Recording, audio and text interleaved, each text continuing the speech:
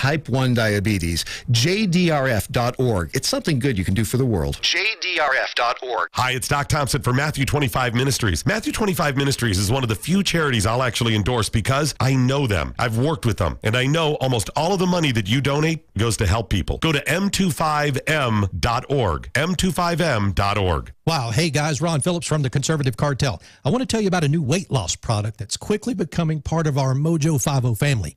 Okay, so it was launched by this Texas company who have taken the good stuff in olive oil and created a patented product that helps people control their appetite and lose weight. That's right. It's also a big help to keep the weight off. In a 6-year study of former contestants from The Biggest Loser, you remember that show? It showed that when you lose weight, your body actually thinks something bad has happened and it fights back by slowing your metabolism and boosting your appetite. Rid-U-Zone, that's R-I-D-U Zone, contains a patented ingredient that has been shown to boost metabolism and reduce appetite while helping you burn fat. If you are struggling every day with cravings, try Rid-U-Zone. It makes it so much easier to control your appetite and not think about food all day. That's my problem. For a short time, we have a 30% off deal for our show. Just go to riduzone.com and enter code MATT. That's M-A-T-T. Again, that's riduzone.com. R-I-D-U-Z-O-N-E.com. Rid-U-Zone. MoJo 50. The question isn't who's going to let us. The question is who's going to stop us. Adjust your mojo now. Thank you.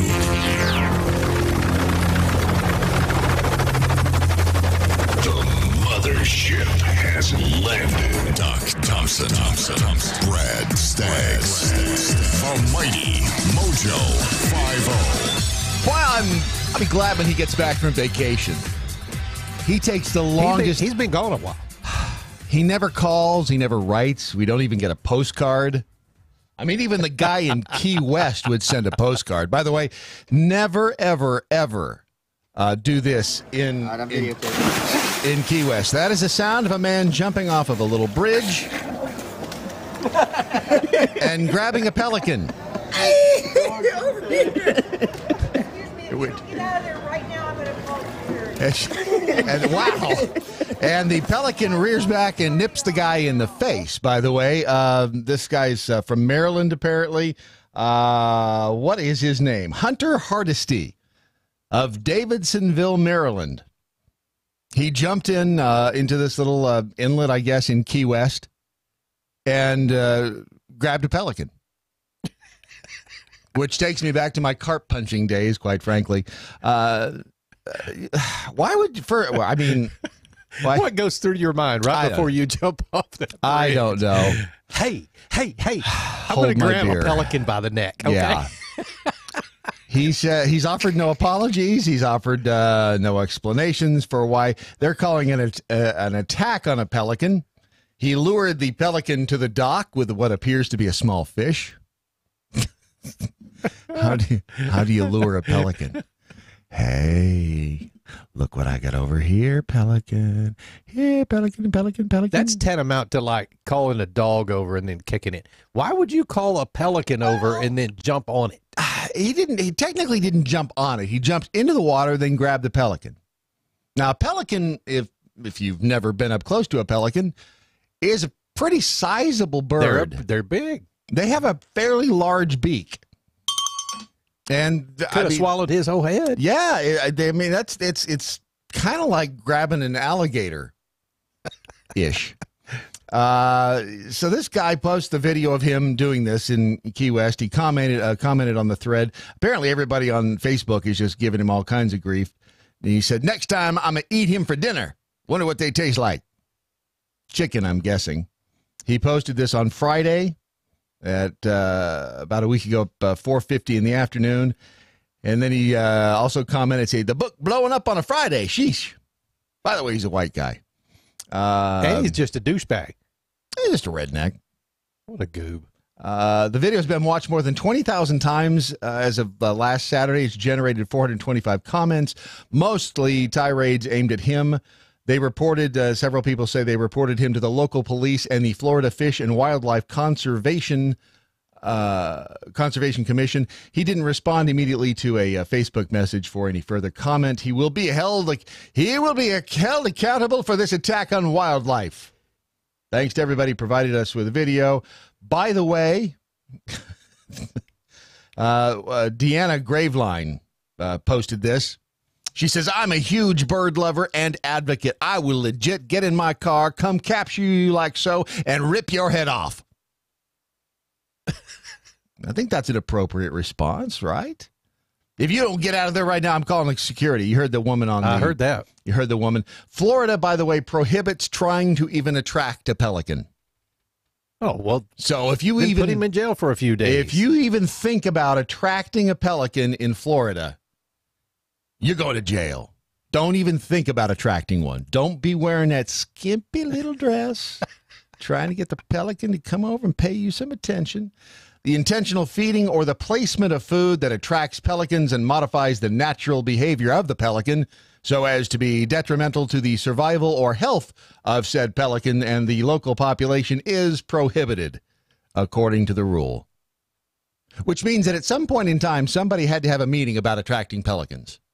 And they had to come up with this language. So there was a meeting at some point in time where everybody got together and said, all right, here's what we have to do. Got to stop people from attracting pelicans. How are we going to write this? I don't know. Again, I don't know why you would want to. I mean, he was, he's just being a. There's something about the sun in Key West. Because I have friends in Key West and they're all crazy. I'll give you that. If you go to Key West, they are nuts. People down there are nuts. Now, I like Key West. I do too. There's two distinct sides of the island. And they're running a lot of ads right now for tourism because I guess after the flooding down there, obviously people stayed away because they were told to, but now they're kind of hurting.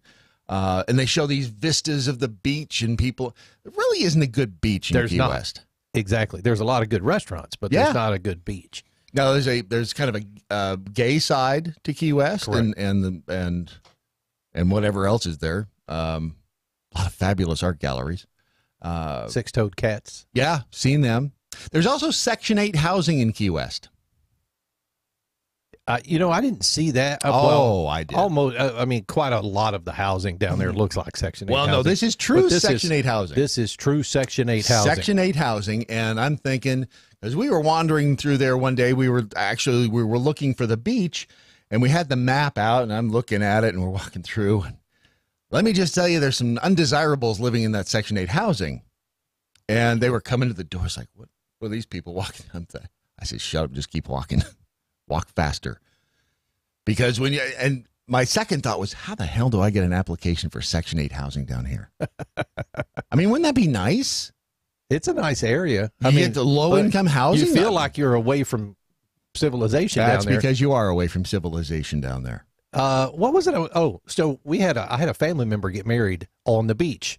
Mm-hmm. And in that little rocky area? No. Down over by the military installation down on the southwest side. Where they're hiding the missiles?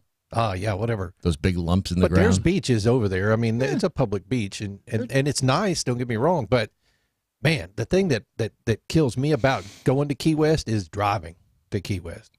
The very first time I went, I drove there. And it's 45 miles an hour for like an hour and a half.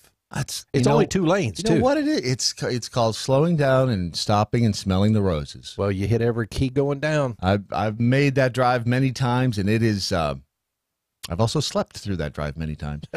But it is. I mean, it really makes you slow down and kind of look around and enjoy the scenery, or at least try to. But when you get down there, there are some crazy people, and they do crazy things. And the nightlife is pretty wild too. You ever been to Fantasy Fest? I have not been to Fantasy Fest. We need to do a road trip and take a camera. So the last time I was down there for this wedding, the Conservative Cartel was still doing a show, and we did a show every night. And I was down there for 5 nights, and I literally had to pack because I still ran the show from down there. Right. They broadcast to me. I had to go to a hotel with high-speed internet. I had my mixer, my microphone, and several other things, and they still broadcast to me, and then I rebroadcast it from down there. I had to hike about 3/4 of a mile every night. It's good for you. To a hotel with high-speed internet, connect it all up. That's why you go down there, to get away from it all. Yeah, right. To get away from it. But if you've ever... Fantasy Fest is like Mardi Gras without clothes. Without clothes. Without clothes. I thought Mardi Gras was without clothes. No, Mardi Gras is tame compared to Fantasy Fest. Oh, wow. Mardi Gras is church. All right, I'm taking a note here. Is, Key yeah. West, Florida, Fantasy Fest. Fantasy Fest is the when Brandon said yesterday, man, I got to go to church. After you go to Fantasy Fest, you will feel like you have to spend a month in church. It is home of key lime pie. Wow. I'm just saying, the first time I went to Fantasy Fest, I took the camera and wore a shirt that said Jugs Magazine. No, you did not. I certainly did. How'd that work out for you? Damn fine. Because every woman came up, I want to be in the magazine. Let me add this to my notes. It worked like a charm.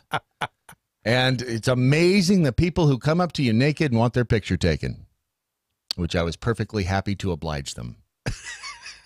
So, spoiler alert, there was no Jugs magazine. But I have the pictures. All right, so let's talk about, because, again, no one is talking about what's happening in the Midwest. About the flooding? The flooding. Yeah. Nobody, I mean, people heard it for the first time yesterday, and they had no idea. And here's the problem. It was started by this bomb cyclone, and they say it's not due to stop anytime soon. Mike Pence was up there I guess, on Tuesday, and he had a couple of things to say to the residents. This is up in Omaha. Here in the region today with a very simple message to all the families that have seen their homes flooded, seen livestock lost, who had their lives, their communities upset by these extraordinary floods and severe weather. Our message is this: we're with you. And the American people are going to stand with people across Nebraska, across Iowa, across all of the 8 states that have been impacted by this severe weather and this flooding. It's, I mean, the video and the still shots that are coming out of this area are heartbreaking, number one. And number two, they say it's a long way from over. The snowfall, the spring rains are going to create additional flooding.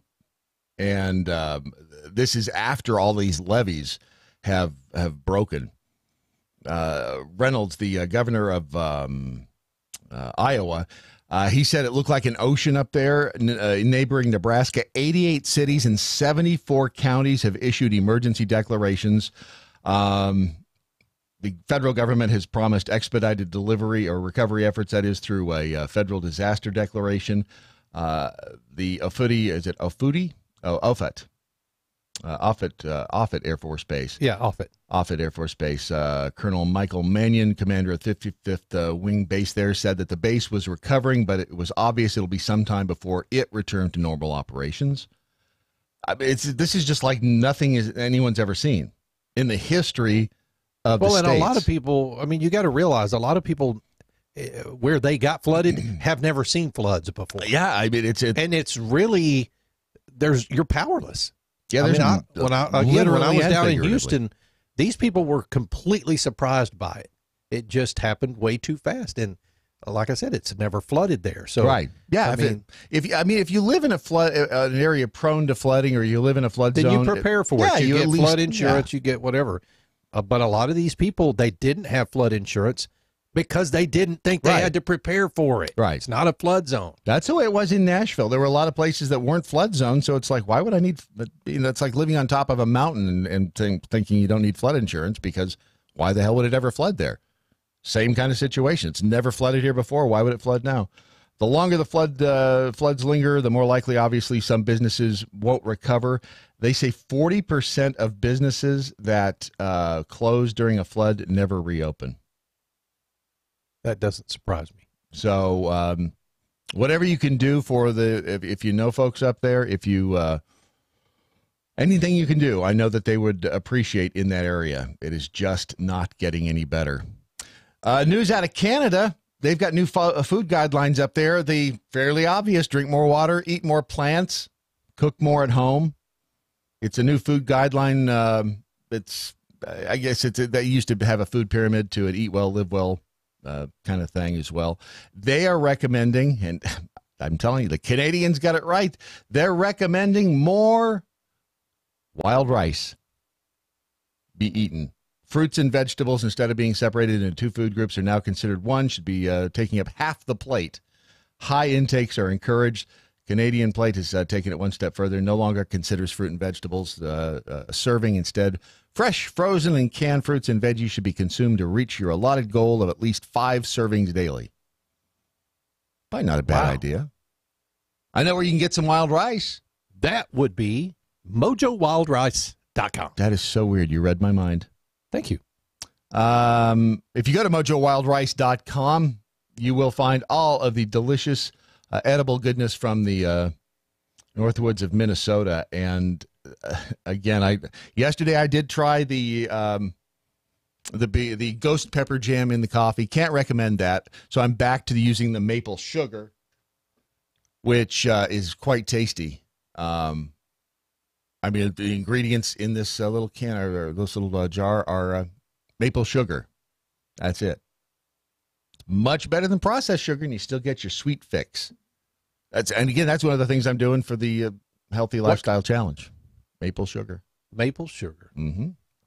And it tastes really good in the APR coffee. Good.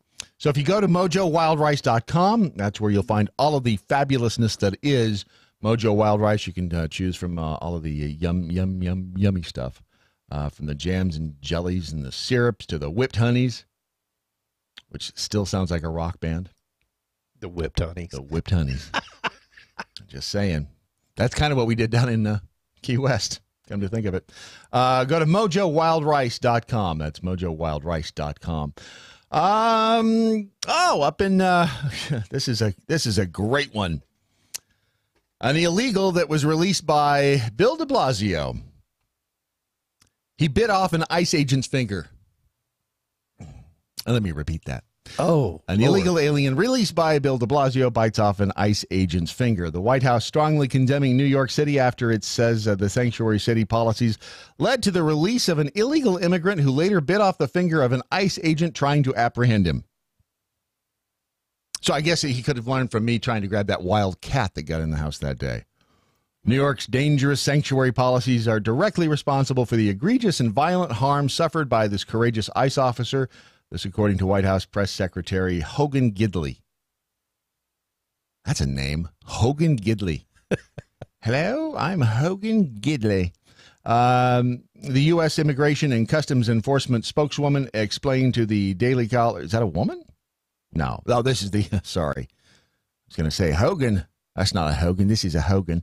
The U.S. Customs and Immigration Enforcement spokeswoman said that Dominican national Christopher Santos Felix entered the United States on a visitor's visa in June 2015. See, the wall wouldn't have stopped him, but failed to leave within the required time frame. Felix then racked up a litany of criminal charges, including driving while intoxicated, before he was arrested for assault by the New York City Police Department.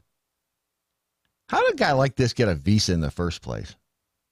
I mean, is it easy to get a visa? I wouldn't think so. Nothing that you do with the government is easy. I think getting a student visa would be easier, but just a visitor's visa, I mean, if we go somewhere that requires a visa, I guess it's easy for us to get them. Is it? Yeah, anything you have to do with a government is not easy. Well, there's always the standard red tape, but I was at the post office yesterday, and I had no idea what this couple in line in front of me was doing at the counter, but at one point, the postal worker behind the counter said to her, "All right, raise your right hand, repeat after me." Wait, she taking an oath right there in the post office? What the hell do you do at the post office that you have to take an oath for? Well, now I know you can get a passport there. So. Okay. But so you're swearing? I think so. You're swearing to God right there in front of everybody to the postal service worker? Yeah, I think she just has to administer an oath that says it was a he. Or how dare you assume it was a she? All right. Wow, sexist.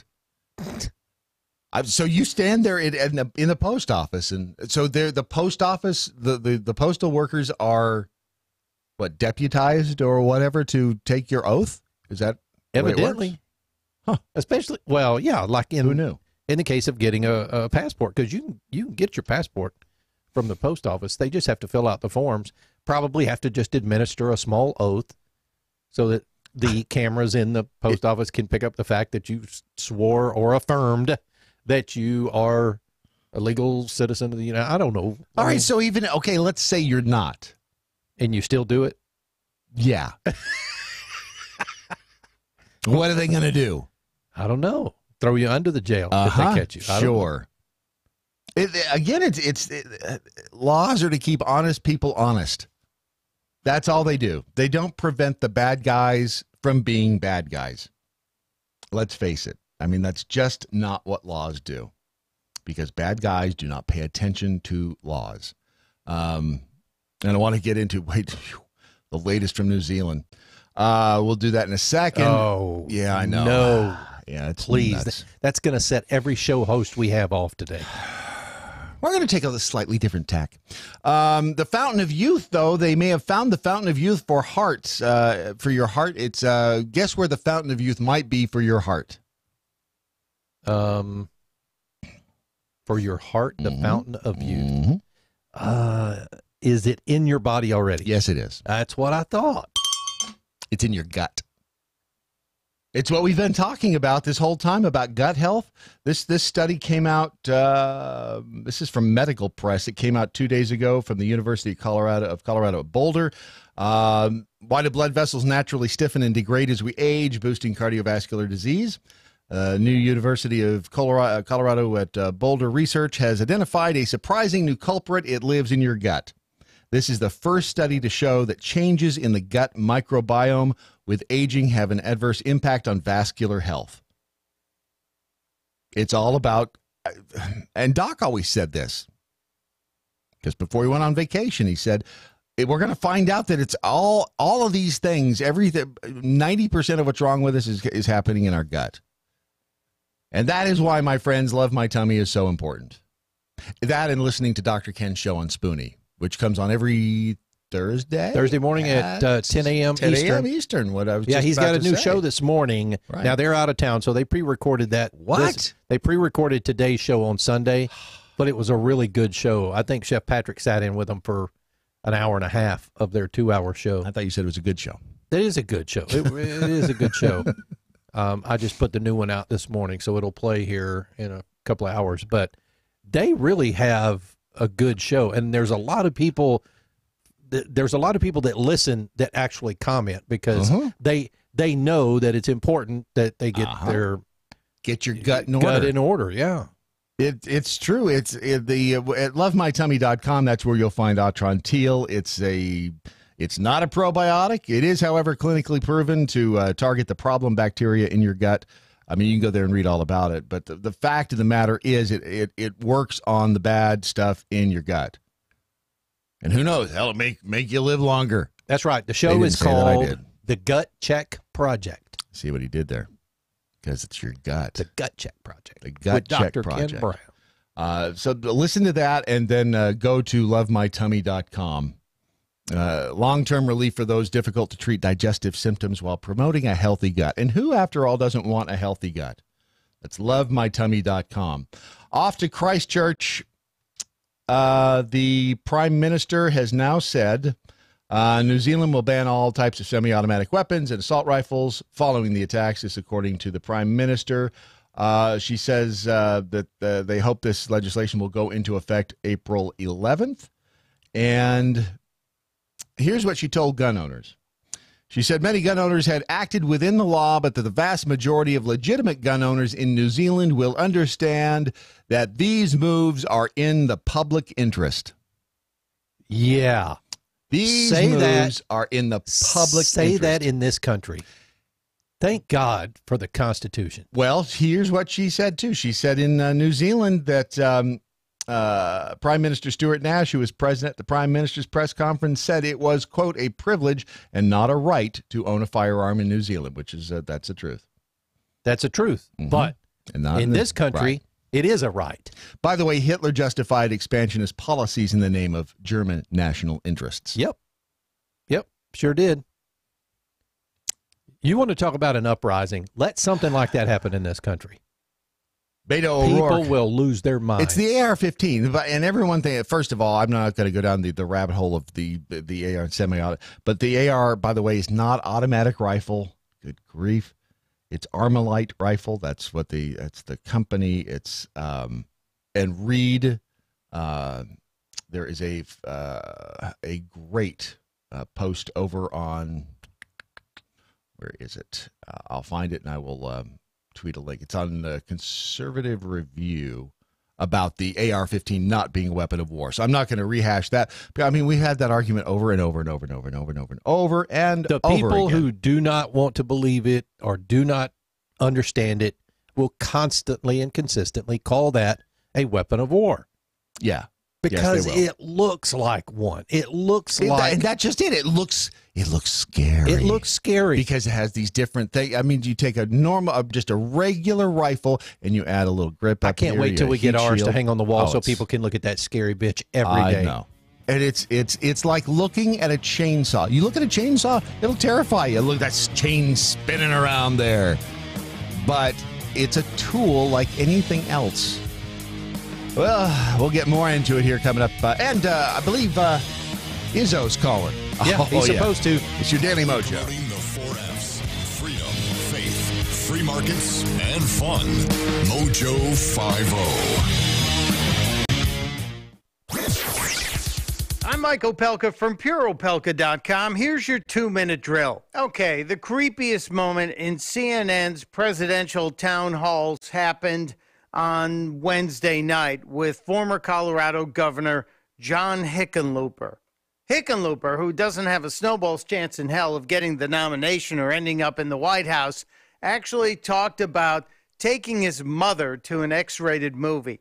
And I think the story is full of Bravo Sierra. It's not like he offered it up for discussion. No, CNN's Dana Bash, who was hosting the town hall, asked him about the chapter in his autobiography. I thought it was better to write a book to let people really see who you were and the dumb things you did as well as the smart things. And where is that on the spectrum? On the dumb side. Okay. That was about the only accurate thing I believe was in this story. That it was on the dumb side to take your mom to an X-rated movie. I don't think it happened. Here's why I'm not buying Hickenlooper's story. I didn't know what the next movie was. We thought it was a little naughty, but we didn't think it was that bad. Again, you got to understand, I was 18 years old. You're 18 years old, you're home from college, and you don't know what an X-rated movie is? Give me a break. Then there's the movie's title. So I took my mother to see Deep Throat. And to her credit, the first scene is...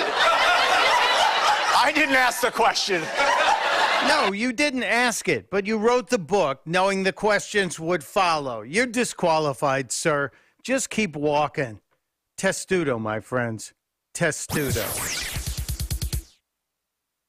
Mike Opalka's 2-minute drill is powered by MoJoWildRice.com. Their wild rice is a superfood. Gluten, sodium, fat, and cholesterol-free, yet high in fiber, protein, zinc, phosphorus, and trace minerals. But you're going to love it because it's delicious. MoJoWildRice.com. MoJoWildRice.com. The Daily Mojo. Yeah, Mojo Jet, I got it right. So in New Zealand, if you own a gun that looks like an assault weapon, you're doing it wrong. Can't you assault anyone with anything that you can hold? Yeah. Yes, as a matter of fact, you can, which... Why does it look like a rock concert in there? It looks like a fog machine going around. It's, I like to surround myself with an air of excitement. Speaking of air of excitement... Yes, guess who's on the phone? Izzo, what's up? You still don't have that. That AR's still not in there yet. Oh, yeah, but no, he told us yesterday. He told us yesterday he shipped it. Yeah, I think it was on Monday or Tuesday. Are we actually letting Matt Locke pick that thing up? I think Matt Locke is going to pick that up. Yeah, Matt Locke's got a LTC, so he's going over there to pick it up for us. So, Izzo, let's clear. It should be on my possession. Yeah, well, you'll be down here soon enough. It'll technically be in your possession. And I hear you're apartment shopping already. That is in the works. That is in the works. Little domain shopping. Correct. And let's clear this up because there are a lot of people. And why wasn't Izzo on the morning show? And blah blah blah blah blah blah blah blah blah. And when you and I talked, I'll tell everybody what I said. It's like if I joined your show. You mean when you threatened me not to tell the truth? Shh, not that call. Not that one. We're not telling him about that one. No, I said, look, if I was on your show at night, that would be fabulous. I said it would be. I mean, we'd have the best time, and we can't afford to lose you at nighttime right now, and that's why you're staying in your own show for the time being. No, that was actually one of the best compliments out there. Which is, listen, you're doing well, and we have to keep you at this position. And it was bittersweet, and not so much in the fact that. It's kind of a little bit too early for my crass mouth, for the morning audience just yet. So I don't know. Oh, you mean when it's talking? I thought you just meant with your mouth in general, because it's never too early for that. $20, same as downtown. So for anyone who is not familiar with the rants of Izzo and Dominic Izzo at night, what do people, what can the uninitiated listener, what can they expect if they were to tune in tonight for the first time ever to your show? To be offended. Period. If you tune in and I don't defend you, I'm not doing my job the right way. It's fantastic.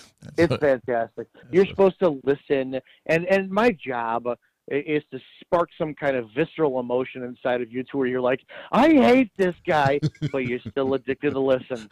You just have to tune in every day to either agree with me a little bit, to hate me and just kind of, learn a little bit about me or yourself, or to just feverishly pleasure yourself to the sound of my voice every night because you can't get enough of me. That's exactly what I do. Goal. That's what I do every night. It's every night. All right, so let me get your take on the Prime Minister in New Zealand, her comments about gun control, and but what first of all, just general in general, what do you think of what she said? So I actually, I'll sum it up. So back after the Parkland shooting, RT News actually used to have me on as their go-to law enforcement person, and they did a great job of never editing what I said and letting me go. And they always try to get me in that gotcha moment for, it's guns are the problem. And I've been consistent throughout the years. I actually think that there is never going to be a gun ban, a gun control law, a gun issue that is going to solve this problem. And I think we actually need to go the other way. If it's not working this way, then it's time for, especially in our country, to fully embrace the Second Amendment and arm everyone. Absolutely arm everyone, because a more well-armed society is a much more well-behaved society. So to be 100% honest, it doesn't matter what she said, doesn't matter what they implement. It is never going to work because no one is addressing that soft-tissued, dynamic human being with the brain that is pulling the trigger behind the gun. Right, and that everyone points to Australia and their gun laws and the and I mean we can go up and down and all around statistics, but of course, their criminal activity actually increased. Yeah, it increased with the gun bans. And so they got rid of all the guns out there, but the criminals didn't. Right, exactly. And 38% of homicide victims between 2013 and 2014 in Australia killed by a knife. So last night, so people don't, what they do is to kind of whore out my show a little bit. I don't sleep much. So what I do is at nighttime, I Uber, and I have a ton of fun, and I actually will play my show or the Daily MoJo or other people's shows in my car as I Uber. It's just kind of fun. How's that go over? I actually laugh my ass off with either the offended people in the backseat who are grimacing at what I say or the guys who like it. But actually last night I had two guys in my car, both from England. And it wasn't even about me. I don't tell people who I am. I'm always looking for conversations and content to talk about. And they told me the epidemic of knife problems they have in the UK. Yes. It's out of control. And by the way, the second most common cause of death in Australia is beating. 24% of people of the homicide are beaten. Wait, where's the bell? Yeah, well, sorry. Yes. I get too much to do in here. So, again, it goes back to the argument, and of course, the left will always come back with, well, if we got rid of guys, it'd be one less thing we'd have to think about. But you're right. It's human nature. It is the deranged side of some people that we have to deal with. It's not the tool. It's like saying that we need to ban chainsaws to protect trees.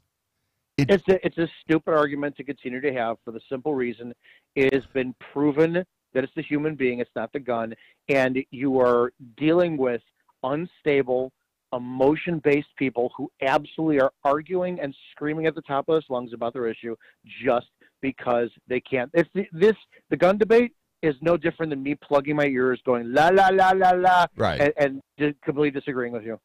Well, and the thing that gets me too, and especially in New Zealand, and the part that terrifies me is that you get some of these candidates on the left now, that even Beto O'Rourke saying that what was his quote? If you have an AR, go ahead and I like to enjoy suck it. penis.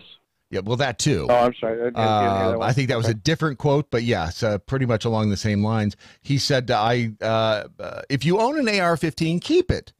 Well, it sounds a lot like a president that I remember. If you enjoy your health care plan, keep it. Yep. Continue to use it responsibly and safely. This is according to Beto O'Rourke. I just don't think that we need to sell any more weapons of war into this public. White Obama he's no different than anybody else, and I can't wait for this upcoming election to watch the left and all these candidates eat one another alive, and it's going to be fantastic. I don't know. This is I've been dealing with this gun debate for years, and I'm somebody who actually fit that quote of, if you're 25 and you're not a liberal, you have no heart, but if you're 35 and you're not conservative, you have no brain. That was me. And as a kid, guns are bad. And then going into law enforcement, guns are really not that bad. So the general public, it's just like, it's a boomstick. They're scared of it. They don't understand it. And it's just not going to change because we're not having those discussions based on rationality. It's all emotion, and until we can all Sean Connery someone and slap them until they actually listen to reason, it's just not going to happen. There was, as a matter of fact, when we were at the SHOT Show, and Ron, maybe you can remember the name of the group. It was a group that took women into the forest, into the wild. And yeah, I know. Well, actually, it was just a bunch of women. They didn't. I don't think there were men there. And they introduced them to survival skills and hunting and gun shooting. Do you remember that woman? I remember the interview, but I don't remember. Yeah. I don't remember what they're called. Well, so this. Wait, did they give them? Did they give them all aprons? They made them sandwiches. They showed them the proper window cleaning techniques and how to actually clean a toilet. Fuzzy slippers, right? Aprons, fuzzy slippers, and coupons to clip. Yes, exactly. Here's how. And remember, don't run with the scissors after you clip the coupons. But this one woman that we talked to, she said, "I'd never shot a gun before," and I said, "So how'd you feel after?" I loved it. It's like. Yeah, if you're scared of guns, and you don't understand them, instead of going out and saying we got to get rid of these things, I'm terrified of them, try one before you start talking about banning them. You need to have somebody brilliantly market it and plant somebody and say, I never shot a gun before. What happened if you did? I had my first orgasm. Yeah, if they came out with that study that shooting a firearm caused an orgasm, firearm sales would skyrocket. By the way, there was another, of course, I went down the internet rabbit hole of the different deaths in Australia. Between 2008 and 2017, while I was looking up gun violence, horses, cows, and animal transport caused 77 deaths in Australia during that time. Alligators. Alligators, they actually down there, they're crocodiles. They're crocodiles. Oh, okay. Dogs, there you go. they caused 17 deaths, 22 deaths by dogs, snakes. Peanut butter related? Could be. People think that it's okay to put peanut butter on you, and it's really not. Sharks and other marine animals caused 26 deaths. Non-venomous insect stings caused 8 deaths, which I was in a band. I was in a band called Non-Venomous Insect Things. And tribute to Lenny Kravitz. Contact with unspecified venomous arthropods. What the hell is that? My ex, I don't know. I married one. 4 deaths there. And then contact with unspecified venomous animals or plants caused a death, as did rats. So these are all things we need to ban, especially if they start coming to this country. Don't. You need to let the herd be the herd be thinned, and people just need to just kick the bucket the way they're supposed to. It's called natural selection. Otherwise, we're going to be inbred. Our eyes are going to be too close together. It's really not going to be pretty. Mm-hmm. Yeah. All right, my friend. So everyone again can listen to your show tonight. When? At 7 p.m. Eastern on MoJo 50. And you are killing it. I am so looking forward to you being down in this neighborhood so that we can spend more time You and together. I can actually play. Yeah, we can play good touch, bad touch. Yeah. Show me on me where the bad man touched you. Orochu Italian. All right, my friend, and happy belated birthday. And I'll send you more pictures. Bye. That's Dominic Izzo tonight. The rants of Izzo. I guarantee you've never heard anything like it. If you've never listened to his show, I've never heard anything like it. No, it's a great show. It is. And look, it's a primetime show. It's not a show that you're driving around in your car listening to in the morning with your kids possibly in the car. No. It is neither is this one really, because but I mean, look, there's a lot of words you're going to have to explain to your 5-year-old. Yeah, there is that. On this program and Izzo's as well. But Dominic's is it's raw. Dominic's is a raw, fun show. It is. And he talks, and a lot of times he'll give you Some people will get butt hurt about it. I recommend they not listen. He doesn't give a damn. No, he doesn't. No, and that's the beautiful thing about. And he'll tell it like it is. He's not afraid to say exactly what it's on his mind, and he can back it up. He's not just spewing rhetoric. He can back up what he says with years of experience as a Chicago cop. By the way, I wore the hat today in honor of him, and it's just a great show, and we're glad that he is where he is, because we couldn't afford to leave that time slot to. We didn't trust it with anybody else, quite frankly. Did that sound authentic right there? Yeah. Did I do that? Yeah. Yeah. Good. Excellent. All kinds of new shows coming up this weekend. Right, Ron? Yes. What are they? Oh, you've got the list right there. I know you do. There are 3 shows coming up this weekend. 3 new shows. 3 brand new shows. So we've got The Hollow Net with Matthew Holloway. That happens at 7 p.m. Eastern Time on Saturday night this weekend. And then beginning at 8 a.m. on Sunday morning, we have a new show called Uncommon Sense with Bill and Jen. I've worked with these folks before. They've got a great show. And then I think it's at 4 p.m. Is it on Sunday? Sure. Yeah. Is that when it is? I think so. I think so. 4 p.m. Eastern on Sunday. Another show that I've worked with for a while called A Conservative's Perspective with James Bostic. Well, see. 3 new shows this weekend. Exciting. You don't want to miss a minute of it. Yeah, we had 2 last weekend. We got 3 this weekend. And then sometime in the middle of April, we've got another 3 or 4. Man, they're just coming into us like in droves. Well, I mean, the emails are flying. I mean, it's a good thing to see everybody. And we're not picking every show, folks. We're only the people who are but, alive. Yeah, only if you can breathe. Only if you can fog a mirror can you have a show. I got a show yesterday because we said. Welcome to Fogging the Mirror with Bob Schmedlitz. It's a fascinating show. Actually, because I said that yesterday, we were fortunate to get Uncommon Sense, and that was I didn't realize that Jennifer, who listens Jennifer to us, Aniston is going to be on the network. No. That's great. Jennifer Aniston. What time does her show start? Jennifer of the Bill and Jen. Oh, that Uncommon Sense. Okay. She called yesterday. She was so excited to be talking to us about MoJo. Her show being on MoJo 50. Really? Fantastic. She listened to the channel before. She was excited to be with us. Yes. Are you sure she knew she? She thought she was genuinely, and I appreciate that. Yeah. So that's Bill and Jen, not to be confused with Bill and Ted, who had a big announcement yesterday. Hi, I'm Alex Winter. And I'm Keanu Reeves. And together, we are Wild Stallions. And we are here at the Hollywood Bowl, where we'll never play. Never play. Oh. But we're here to announce something. Yes. We want to say thank you to you, the fans. We do. Because it looks like we might... Actually... Hopefully... make a movie this summer. Bill and Ted 3. Face the Music. Yes. And it is all because of you guys, and so we owe you a huge debt of gratitude, and we wanted to say thank you. Thank you. And be excellent. Be excellent.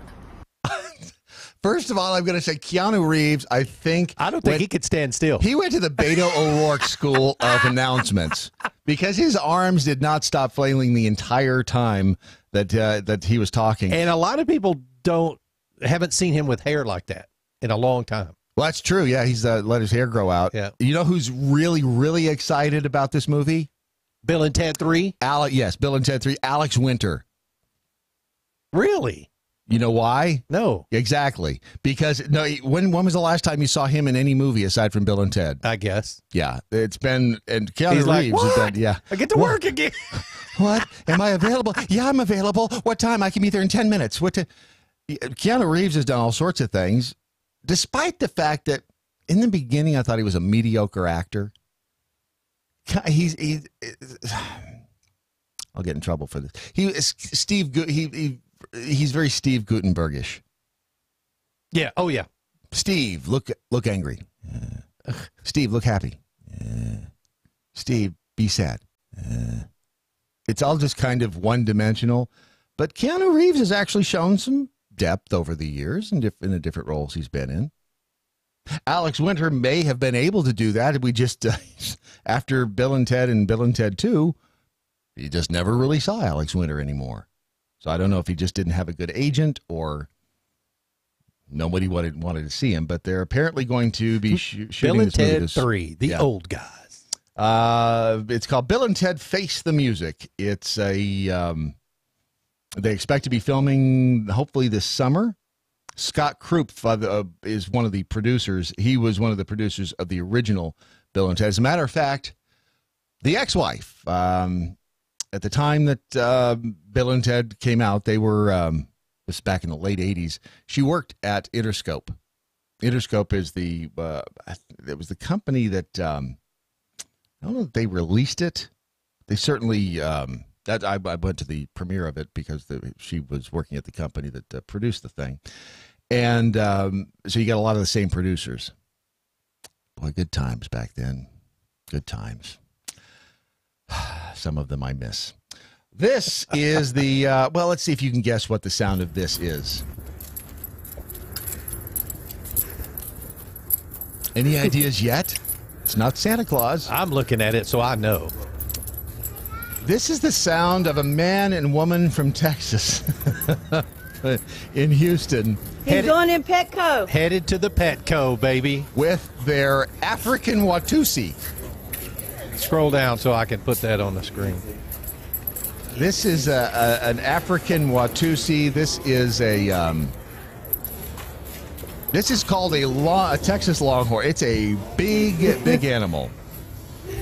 Dragging that bad boy into Petco. And that's awesome. Just to see if, in fact, and you heard him, welcome to the South Texas Petco.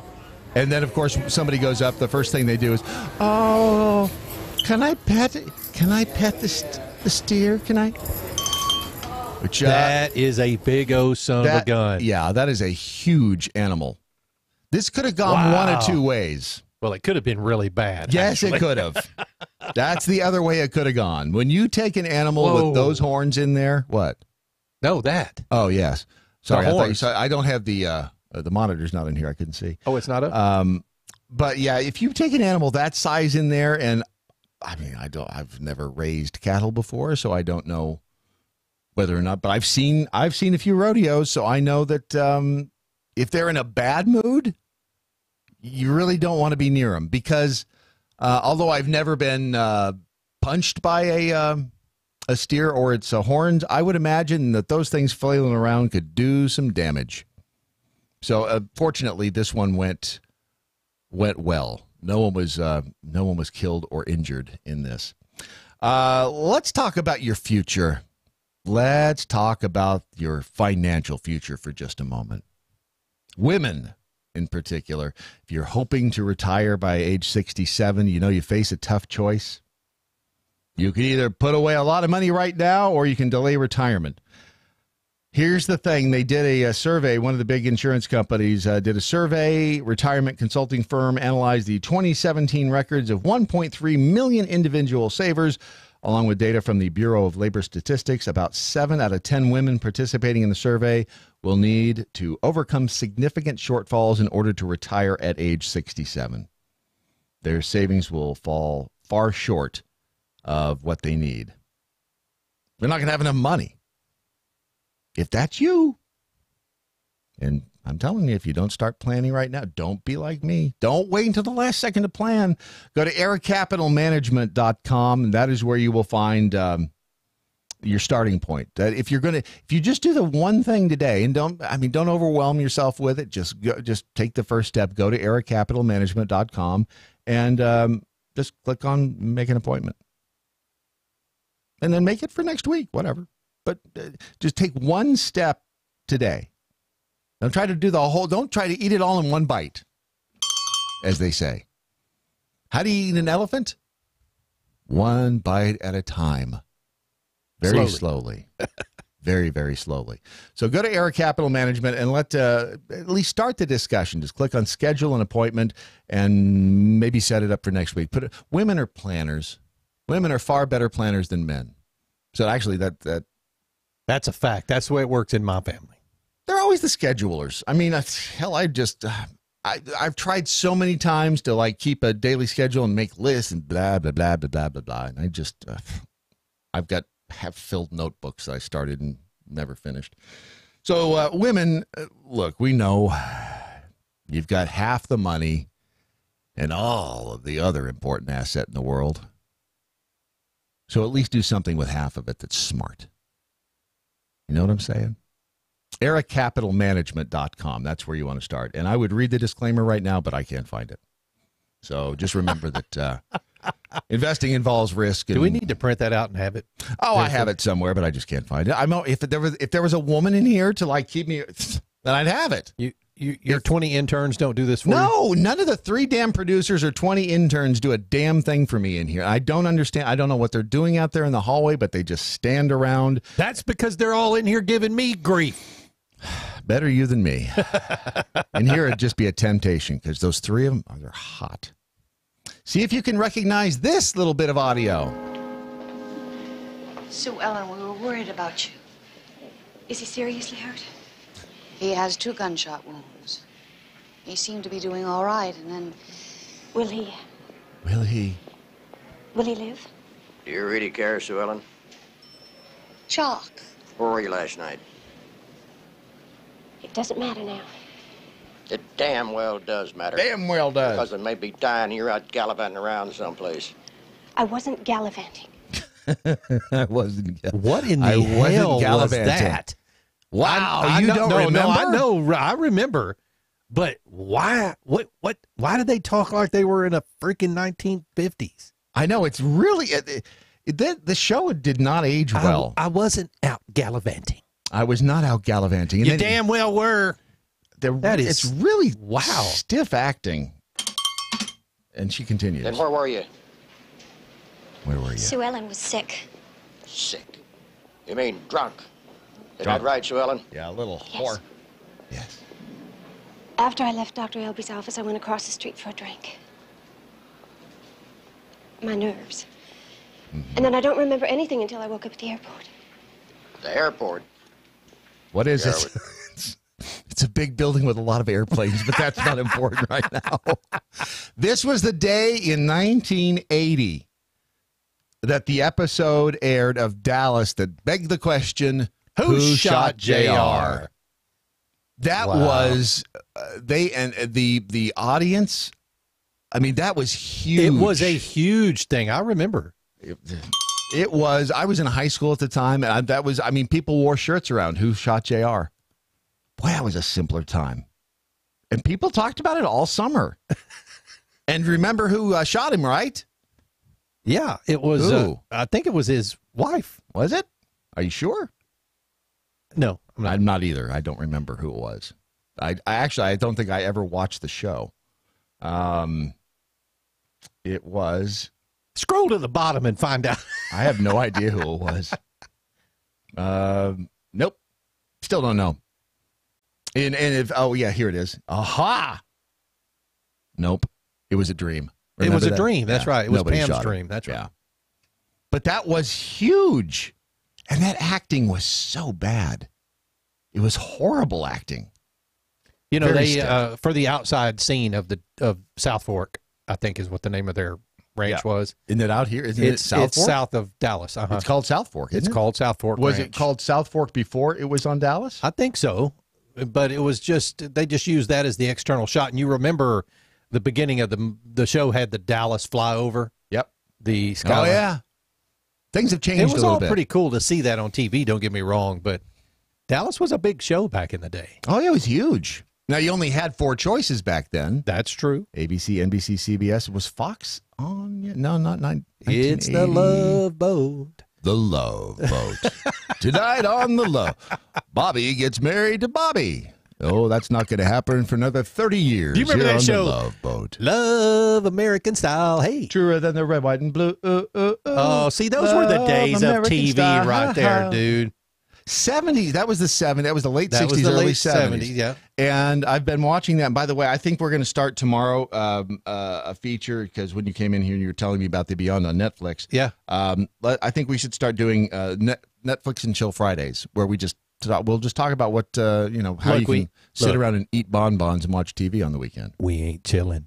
We can Netflix, but we ain't chilling. Are you sure? I think chilling means something different nowadays. Doesn't it just mean it's like hanging out? Yeah, being let's buddies just and, hang out. on the couch? We can Netflix and hang out. We can Netflix and hang out.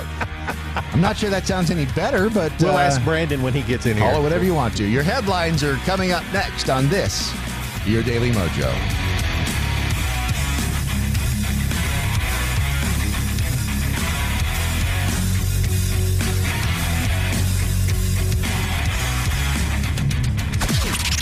This is the seditious, rabble-rousing, liberty-loving, home of fun, entertaining, and compelling talk. Mojo 50. News this hour from townhall.com. I'm Rich Thomason. The Justice Department launching an investigation into the FAA's oversight of aircraft maker Boeing. The probe follows the crash of 2 of Boeing's 737 MAX 8 jetliners that killed more than 300 people. Dutch prosecutors outlining the charges against the main suspect in the Utrecht tram shooting. The 37-year-old Turkish-born man will be charged with murder or manslaughter with terrorist intent. 3 people killed, 5 others wounded in the attack. New Zealand about to ban all military-style semi-automatic assault weapons and all assault rifles. Prime Minister Jacinda Ardern making the announcement. I absolutely believe there will be a common view amongst New Zealanders, those who use guns for legitimate purposes, and those who have never touched one, that the time for the mass and easy availability of these weapons must end. And today, they will. Ardern saying these gun control measures are just the start. President Trump not relenting in his criticism of the late GOP Senator John McCain. In a fresh attack, the president told an Ohio audience that McCain was not my kind of guy. He said the late senator received a fake and phony dossier and turned it over to the FBI, hoping to put me in jeopardy. And the president said he gave McCain the kind of funeral he wanted. I didn't get a thank you. On Tuesday, Mr. Trump said I was never a fan of John McCain, and I never will be. Greg Clugston with the president in Canton, Ohio. The tank fire may be out, but the trouble is not over for residents of Deer Park, just southeast of Houston. A shelter-in-place advisory issued after benzene was detected in air samples taken near the chemical storage depot. On Wall Street, Dow futures down 67 points. NASDAQ futures off 27. S&P futures 9 points lower. More on these stories at townhall.com. It looks like you're losing. I am. Are you losing weight? I am losing. I've lost about 10 pounds. How are you doing it? Funny name, but I've done it with Riduzone.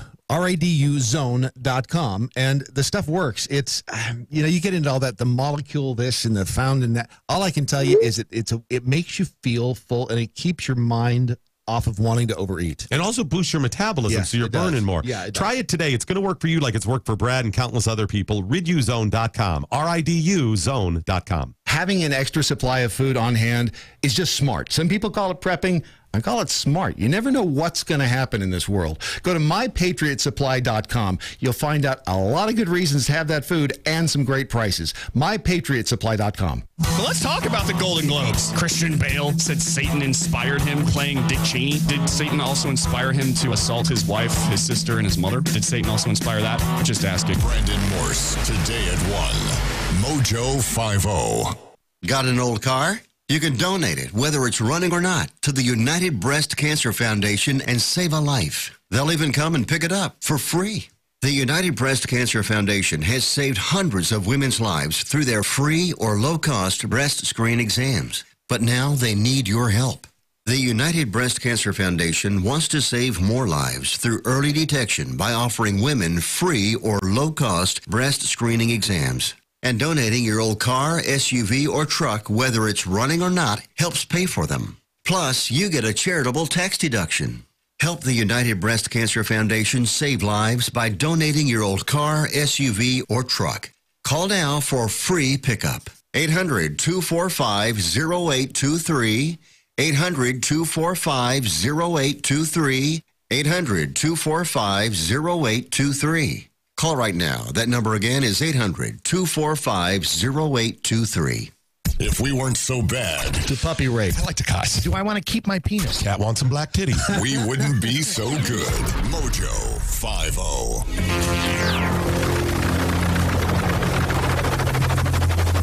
The mothership has landed.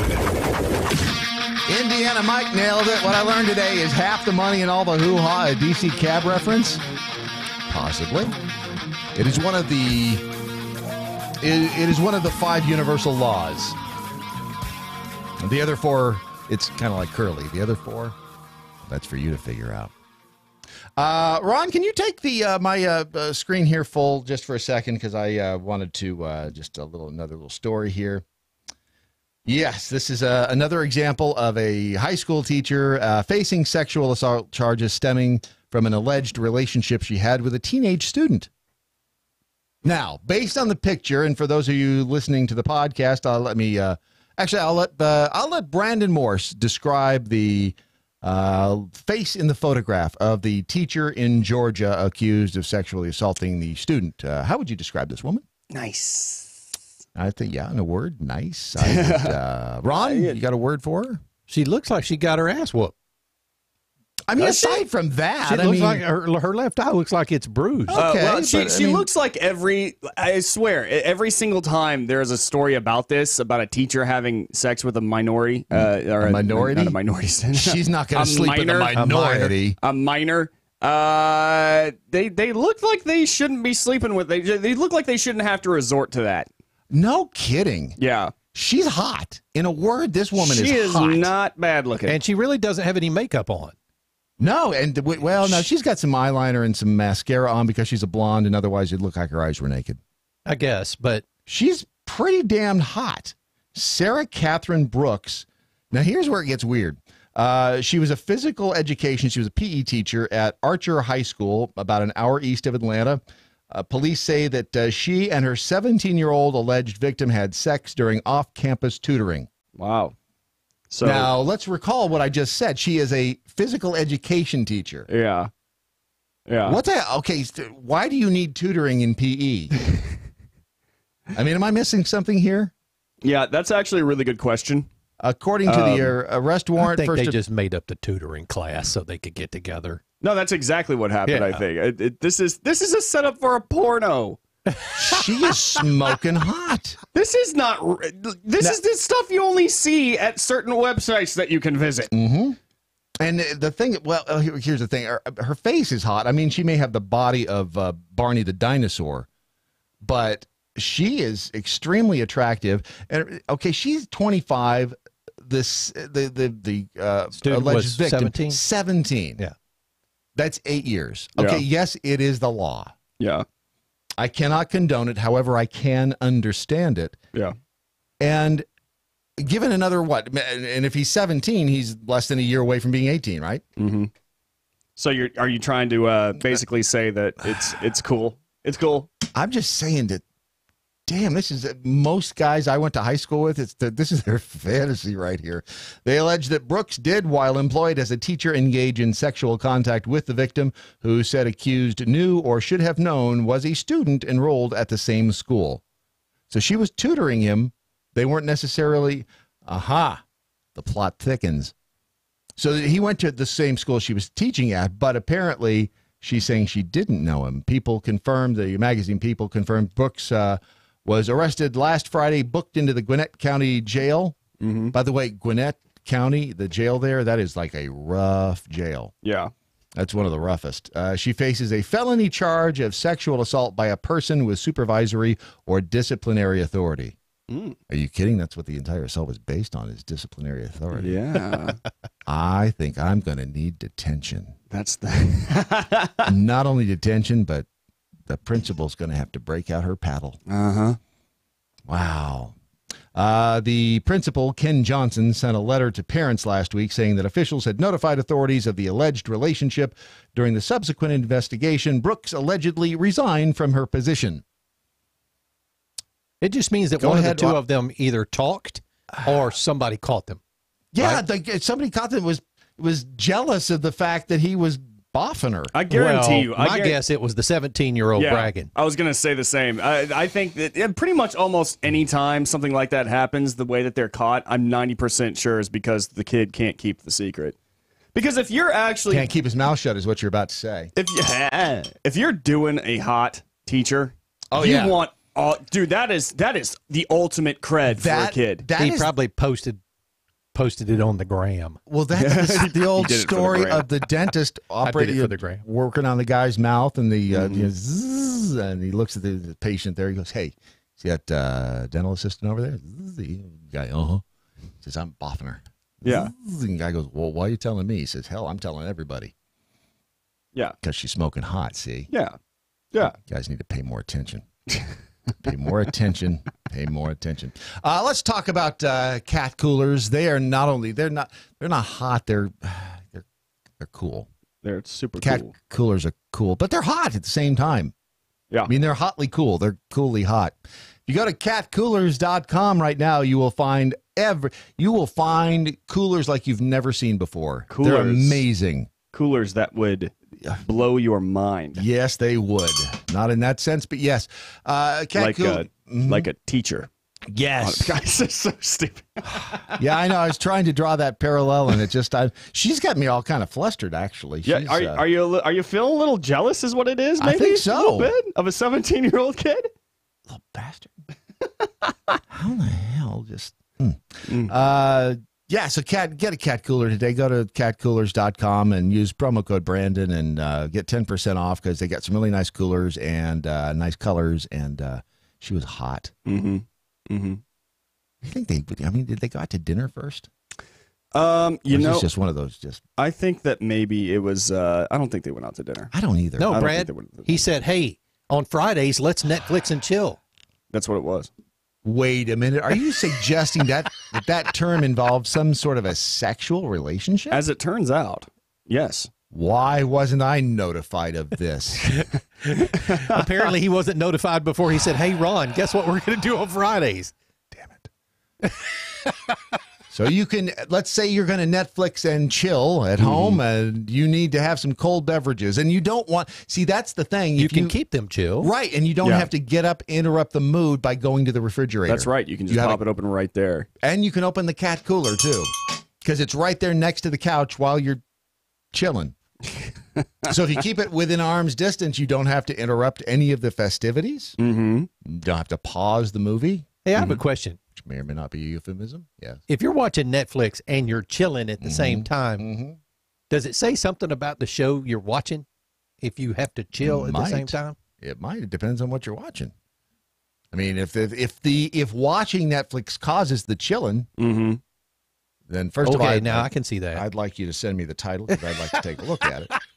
There's a few on there that are. That's right. Altered carbon. Oh, altered carbon, man. That finally got through that. That makes you want to chill? It'll make you want to chill a little bit. Sometime. Yeah, some of it. Some of it will make you want to chill. You think dude's hot? Is that what it is? No, dude. I think the wife was hot, and I think the detective was hot. Okay. It's a little There's bit no of a judgment here. I mean, whatever turns you on. Did you ever watch it? Yeah, I watched the whole thing. Okay. Yeah. I just think that Ron got a little too defensive there. Man, maybe Joel Kinnaman, I think, is smoking hot. He's a good-looking man. I mean, there's you see a lot of him in this. Yeah, you do. You see a lot of him. I mean, I didn't want to brag that I was the body double in that, but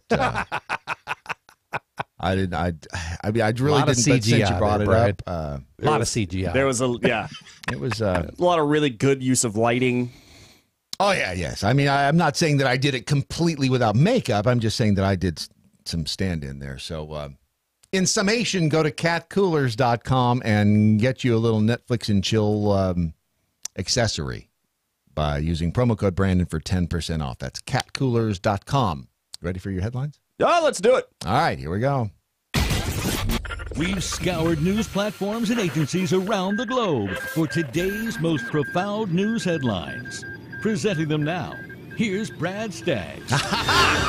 Fooled you once again. It's Brandon Morse. I get him every That's where time. you're wrong. It's me. See? All right, folks. I'm going to read you 5 headlines. One of these is fake. You have to decide which one. Don't cheat. Wait a minute. You said something yesterday that rhymed. Something about, remember that? No, it's 5 headlines I'll read to you, one of which is not true. It sounded better yesterday. I don't know. It's just had a better ring. Never mind. Shut up, Brad. Shut up. Don't doubt my rhyming skills. Texas man brings steer to Petco to test all leashed pets are welcome policy. Well, we know which one that one's not. Welcome to the show. Welcome to the show. We just showed the video of that. Yeah. Oh, really? Yeah. Oh. It's okay. No one else. Nobody else knows. Maybe if you're just joining in, I just read off a headline that might be fake. Yeah, it's absolutely true. Might be fake too. All right. Well, then here we'll just toss that one out. Super honey cures all wounds. A super honey has been produced that appears. What's her name? Is she a teacher in Georgia? She's a teacher, actually. Physical education. Appears to cure all wounds and infections. The bioengineered product, Surja honey, was tested on babies, new mothers, cancer patients, and elderly for over a year in New Hampshire hospitals. Wait, is it Surja? Surja honey. It's either Surja honey or sugar. That's not S-U-G-R. That was the S-U-R-G-I honey. That's the nickname of the Georgia teacher. I like Surja honey. Oh yeah, a little Surja honey. Certain wounds and ulcers and a few infections healed within days. Yeah. I've heard that you could also... It said it also halved the amount of those who suffered infections after giving birth from cesareans and stuff like that. Right. The infection time was actually cut in half. Have you ever tried just soaking it in cider, like like apple cider? No. If you soak a wound in cider, yeah, you can. It's a lot of times it will heal it right up. You're so funny, Brad. What? You're so funny. I'm just saying. Just saying. Next headline: petition to change name of Dripping Springs to Pound Town. There's a literal petition. There's a petition. There's a new petition started to change the name of Dripping Springs to Pound Town. The man who started the petition says a group of people wants the city named in memory of its founder, Dr. Joseph Pound. Okay, so there wasn't an intentional sexual connotation. Oh, it's intentional. Which one's a sexual innuendo there, Ron? I'm not sure what you're talking about. Either one of them. Dripping Springs or, I don't know, Pound Town would be worse. I don't know wow, you got a dirty mind. He says they have sent information, the petition to Dripping Springs, but the city can't confirm if it's gotten anything yet. Every time I hear that, I'm going to giggle. Pound Town. No, Dripping Springs. Slow speed police chase ends with driver breakdancing on California highway. Or, as we call it, Tuesday. California police officers received a surprise confrontation after the driver who led them on a police chase got out of his car and began to dance. The slow pursuit began on Highway 101 near Calabasas on Tuesday after the reckless driver failed to yield to commands to stop by California Highway Patrol officers. ABC Los Angeles station KABC reported. The driver, going at a speed of about 60 miles an hour, then led authorities north through the San Fernando Valley onto Interstate 405 and then east onto California State Route 118. Through the Simi Valley. Oh, yeah. There were one of two things involved, drugs or a TV camera. Yes. The gram. He did it for the gram. He did not so much try to evade police officers by simply declining to pull over, the local station reported. The authorities who followed him were eventually able to make him spin out near Pacoima. Pacoima! You ever been to Pacoima? No. Oh. You're missing. Missing out. Using a pit maneuver, the driver then complied with the officer's orders to get out of the vehicle, but then began to breakdance, seemingly out of nowhere. Aerial video of released by the CHP shows. The driver threw him off, didn't it? Oh yeah, they didn't know what to off. do. The driver then was taken into custody without further incident. Good for him. Only in Pacoima. Only in Pacoima. The next penis cleaner elicits mixed reactions on social media. You know, I really should have had that shot of tequila this morning because it's just clouding my judgment. Oh, this is good. A tweet that started out as sarcastic commentary intended to highlight the gender disparity in intimate hygiene products has introduced a number of social media users to a product that they had previously never seen before: penis cleaner. Twitter user Nadine K. Dirks, which, wow, what a apropos name for this for some reason. I don't know why. Asked cosmetic retailer Clicks where she could find... Name what? Clicks. Oh, Clicks. Yeah. Okay. Where she could find the penis deodorant / wash section, since the section for vaginal hygiene was so well stocked. Dirks was understandably under the impression that such a section did not exist. Twitter user Thepilo Mapes then responded with an image of a penis cleaner, and social media users have been shook ever since. And sure enough, there is a picture of a boner's penis cleaner. It'll give you that fresh feeling. Brought to you by Summer's Eve. Douche. That was one of the funnier Saturday Night Live skits. Oh my gosh. The Olympic fails brought to you by Summer's Eve. Douche. Just Google that and watch. It's funny. Those are your 5 headlines. Oh, that was it? That was 5? Wow, that was fast. One of which you already know is real. So is it? Got a 25% shot. That's right. So we know it's not the Texas man brings steer to Petco to test all these pets at Welcome.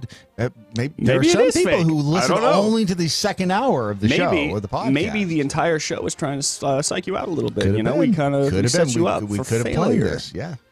Is it the Super Honey? Is it the petition to change the name of Dripping Springs to Pound Town? Is it the slow speed police chase ending with a driver breakdancing on the California highway in Pacoima? Pacoima.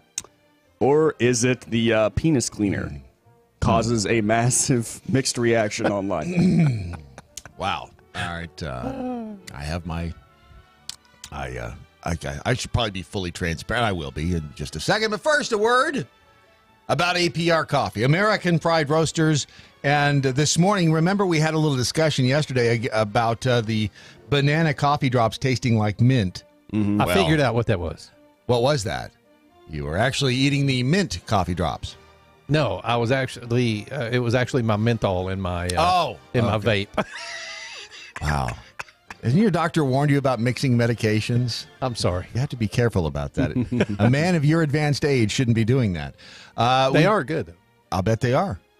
With the coffee drops this morning, I walked in with a bag of the mint chocolate bark, coffee bark. Ooh. The mint coffee bark. And said, here, try one of these. Oh, yeah, that's minty. See, unlike the banana, which tastes more banana-y, the mint coffee bark is very minty. And we made a batch of, and by we, I mean one of the interns this morning made a a batch of the Bananas Foster APR coffee. That is really good. Yeah, the Bananas Foster is good. Matt did not like the Uranus Hertz. He's a pussy. It's that's good. The Bananas Foster's at the other end of the spectrum. It's more of a it's a sweet. Wait, but he doesn't like. Does he like the Bananas Foster? I think so. Well, he doesn't like sweet stuff. So what the hell? No, but come on, coffee's not. It just has the essence of it. It does. Well, it does. It's not technically sweet coffee. It's just when you take a sip, it's like light flavor of bananas. It's very interesting. It's a good. I mean, I like it. It's and that's the thing about the APR flavors is that you don't take a drink and go, wow, that's banana in my coffee. You got your banana in my coffee. You got your coffee all about my banana. Yeah, that's really what it is. You want to Netflix and chill? With banana and coffee? Oh, yeah. That's how it all starts. That's how the teacher and the student started. That's exactly what it is. Bananas and coffee. But if you go to AmericanPrideRoasters.com, you will find all of the yummy flavors and especially the mint coffee bark. She offered him a healthy snack during all that physical activity. Bam. Orange slices and orange slices, Capri Sun, and a little banana. AmericanPrideRoasters.com. You'll find it all, and they sponsor the headlines. DM is so proud. All right, so. Oh, yeah. All right, so the. Wait a minute. Here's mine. Yeah, what's yours? Well, first, I want to know what it says about me if I'm looking up penis cleaners, but. Oh, wait, that's cheating. I'm not. You can't cheat, Ron. Okay, did you not hear Brandon say no cheating, don't be the cheater? And then you were the cheater. I was. What? Legitimately looking for penis cleaners. But why? Wow. But I'm headed to Pound Town, Chuck. I would have gone with. You're going from Pound Town? Pound Town. You're headed with Pound Town. I would have gone with cheating if I had been you, but that's just me. See, in the interest of full disclosure, I happen to know which one it is, so I'm going to say that let's just find out if Ron is right or not. And did anybody on the Twitter? I think it's a mixed bag here. You have some saying that honey sounds a little bit too much. You hear some saying that Pound Town is not. I've got a couple of Pound Towns here. Yep, a couple of pounds. They're all going to Pound Town together. All right, so drum roll, please. And ladies and gentlemen, the answer is Super Honey. Oh, wait a minute. The dude wants to change the name of the town to Pound Town? Of course somebody out there wants to change the name of their town. Do you want to live in Dripping Springs? Yeah, that sounds a little like, like kind of old. A little bit. It's like... Dripping Springs. Remember back when this was Full Stream Springs? I think it sounds more like an infection. That would be Rushing Springs. There you go. That reminds me of an old girlfriend. Dripping Springs, however, that just sounds wrong. And which also I think we need to discuss, because it's the elephant in the room, that there actually is a penis cleaner. Yeah. And it's called, what's it called again? Boners Penis Cleaner. And this is not like Dr. Zog's Sex Wax, right? No. You know what Dr. Zog's Sex Wax is? No. You know what Dr. Zog's Sex Wax is? I do not. It's wax for a surfboard. It's called Dr. Zog's Sex Wax. Oh, I got it. That's why we wore those. They still make it. They made it back when I was in high school. We all had the shirts because it was cool to have a shirt that said Sex Wax. Yeah, it was a simpler time. Now it just says I want to do you on the shirt. But so boners penis cleaner, and who? I mean, I know what. How do I say this? They make a ball wash too. A ball wash? Yeah. My sister-in-law gave it to my brother for Christmas one year. Was a ball wash. Was she trying to sell him? I don't know if she was trying to say something or not, but is that just like a gag gift? If you have a case of sticky sack, well, was that a gag gift? I mean, was it really? No, it was literally ball wash. Why do you need different? Okay. Am I missing something here? Do you need different soaps for those? I don't think you do. Vaginal. I mean, they make women's. But okay, that's a slightly different. That's a whole different thing, though. Like, because it's like a medication thing. Yeah, because that's a sensitive area. It is. Right. It is. I don't know why they make it. That is easy to infect. Whereas, for us motorcycle riders, they make monkey butt powder. You've heard of that? Well, you know what? Get squishy, you know squishy, what? Flushable wipes will also help you there. But but why would you need a different cleaner to clean the male genital area? Yeah, I don't think you do. I think that's I would say it's a scam. You just need soap and water. I think zestfully clean. That's the way. You just need to scrub it. Remember, if you scrub it for more than 60 seconds, You're playing with it. You're, yeah. I was going to say you're doing it wrong, but maybe you're doing it right. Maybe you are, depending on your intentions. Right. There's no judgment here whatsoever. You do what you got to do. Didn't realize you do you. Right. That's exactly what I'm trying to say. And that goes back to the discussion that we had about whether or not weenie washer was a derogative term. Weenie washer? He's a weenie. When you hear somebody referred to as a weenie washer. If they clean the car, the wiener car? No, you're technically a wiener washer. Weenie washer. Oh, I see. See? Technically we all are. I mean, if you're hygienic. If you are hygienic, so then how, you are. So yeah. how could that be a derogatory term? That's a good question. See? That's a good question. It's just like being called an MFer. I guess at some point in time, if you are a family man, you would be. And as a matter of fact, I have a friend of mine, a friend of mine, one day his son, who was a teenager at the time, asked him, a young teenager, what an MFer was. And he said, well, technically, and he kind of explained it that way. It's like, yeah. So how does that make you, the stuff that we teach people every day. I love this. This is just it's a little education on Thursdays. Real world action. That's all I'm saying. It's a jungle out there. Yeah. It's a jungle. We'll clean it up coming up. No, we won't. What am I saying? This is your Daily Mojo. Just don't go anywhere.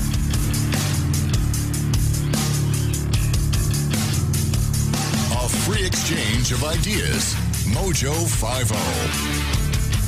The left is at it again. As is typical these days, a federal judge recently ruled against the Trump administration, but this time used climate change as the reason. Let me explain. Late Tuesday, U.S. District Court for the District of Columbia's Judge Rudolph Contreras concluded that the Interior's Bureau of Land Management, quote, did not sufficiently consider climate change when making decisions to auction off federal land in Wyoming to oil and gas drilling. The judge temporarily blocked drilling on approximately 300,000 acres of land in Wyoming. It's a short-term victory, at least, for two left-leaning advocacy groups, Wild Earth Guardians and Physicians for Social Responsibility, who brought the lawsuit. Wild Earth is a nonprofit grassroots environmental organization best known for its decade-long legal action against the U.S. Fish and Wildlife Service. Physicians for Social Responsibility is the largest physician-led organization in the U.S. working to protect the public from the threats of nuclear proliferation, climate change, and environmental toxins. Contreras' ruling doesn't cause problems just for those in Wyoming. The ruling will potentially impact oil and gas drilling on federal land throughout the West. The judge faulted the agency's environmental assessments as inadequate because it didn't detail how individual drilling projects contributed to the nation's overall carbon output. He went on to say that, quote, since greenhouse gas emissions are driving climate change, these analyses did not provide policymakers and the public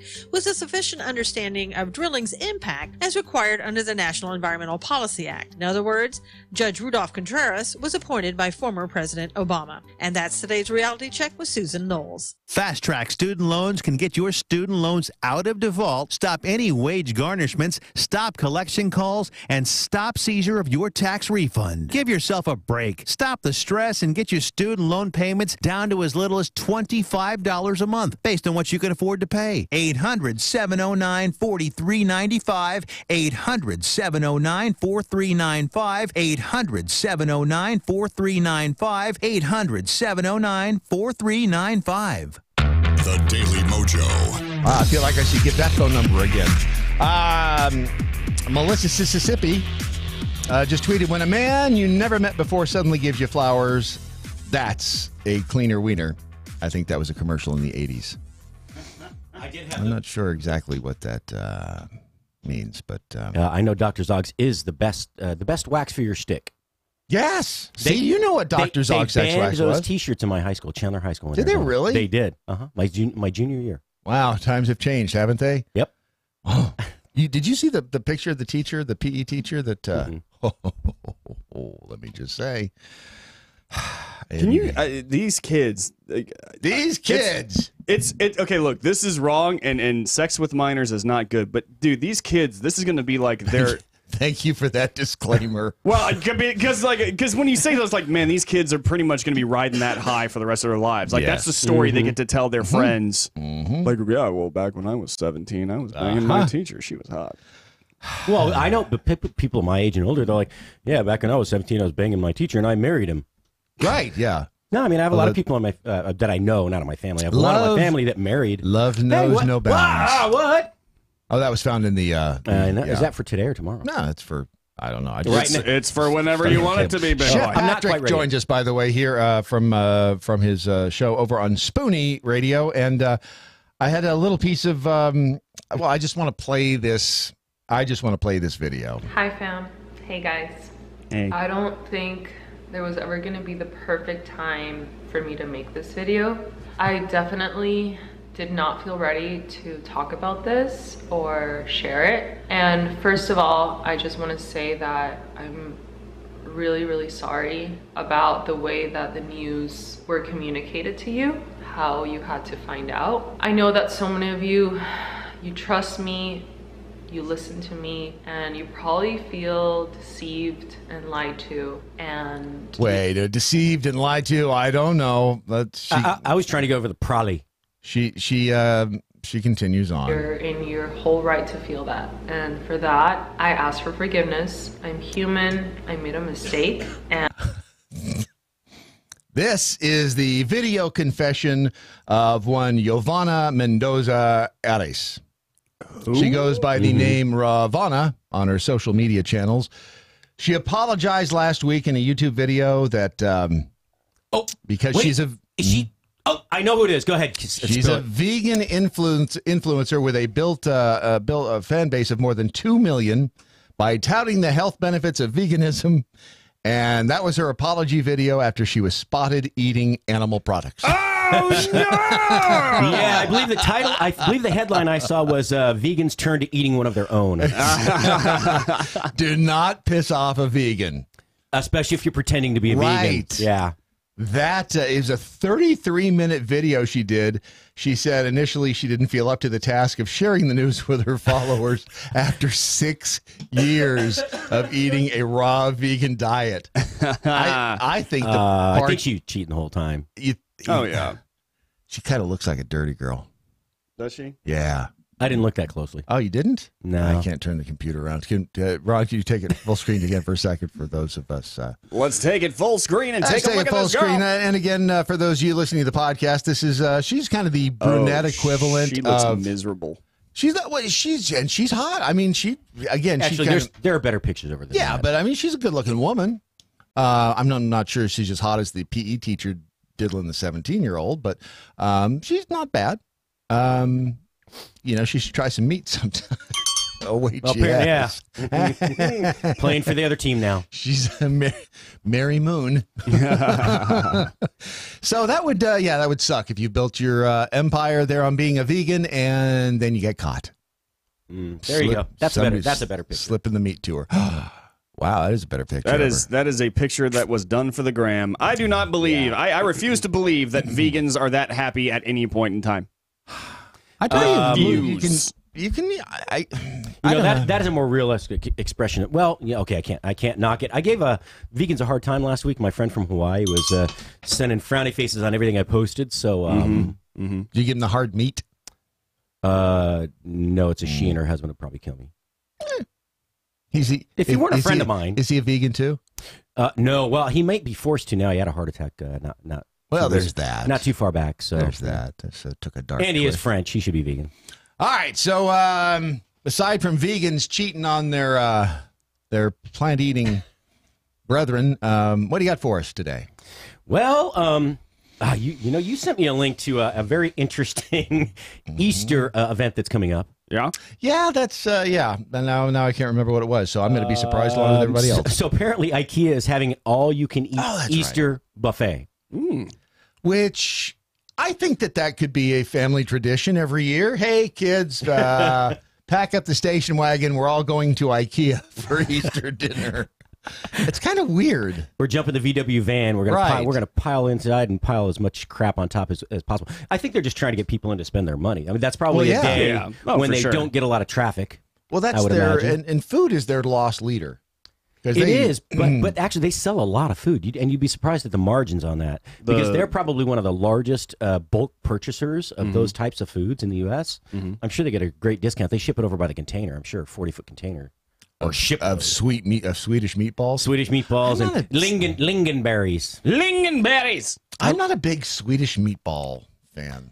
Really, you don't like them? I mean, is it the gravy that they're in, or the? I don't know. I don't mind the gravy. It's just the meatballs themselves. I've never been a fan, and maybe it goes back to my TV dinner days. My mom would always make TV dinners, and I just like Salisbury steak to this day. And I'm sure if you made Salisbury steak, I would probably like it. But the thought of got to get me some Salisbury steak never occurs to me because I connect it with TV dinners. And what if you call it like chop steak, or like because it's the same shape and same patty, same gravy? It's just ground meat. It's too much meat in my mouth, quite frankly.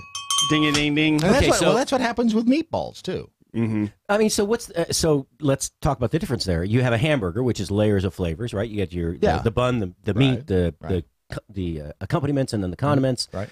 Okay, but if you have the Salisbury steak or chop steak on the plate with the gravy, then you have the mashed potatoes and the green beans and the corn. I mean, yeah, I get a little bit of each. Yeah. Is Salisbury steak high end, low end? I don't even know. I think it was when you ran out of hamburger buns. It's what you did. You cooked it in a skillet instead and threw some brown gravy on it. So is it ketchup? Is it literally just like chopped? Is it ground up? It's just ground meat. Oh, formed into a patty. Formed into an oval instead of a round patty. Yeah. Huh.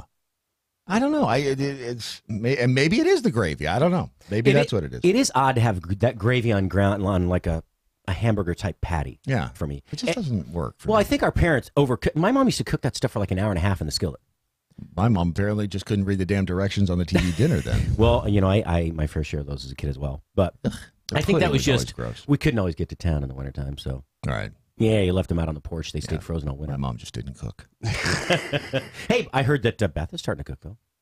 Yeah, and an Instant Pot, man, that is like the best thing since sliced bread. You can throw the cat in there, and in 20 minutes, the cat's going to taste good. It's amazing because you throw like dry pasta in it. I mean, you don't cook you just throw everything in there, and you click start, and 20 minutes later, the thing goes. Tss, food's done. I'm nice. Stunned. Does it ring the dinner bell? Ding, ding, ding, come and get it, you big burly cowboy. I have women for that. Oh, nice. Are you kidding? I've got the what I refer to them as the herd. The cat says that until you throw it in the Instapot. Right. Yeah. What kind of gravy do you put on a cat? I think a red sauce. Yeah, you think a red sauce? Yeah, cats are kind of tough. Oh, are they? Oh yeah. I was going to say something along the lines of like maybe a giblet gravy. I was thinking of cream sauce, but I was going somewhere dark.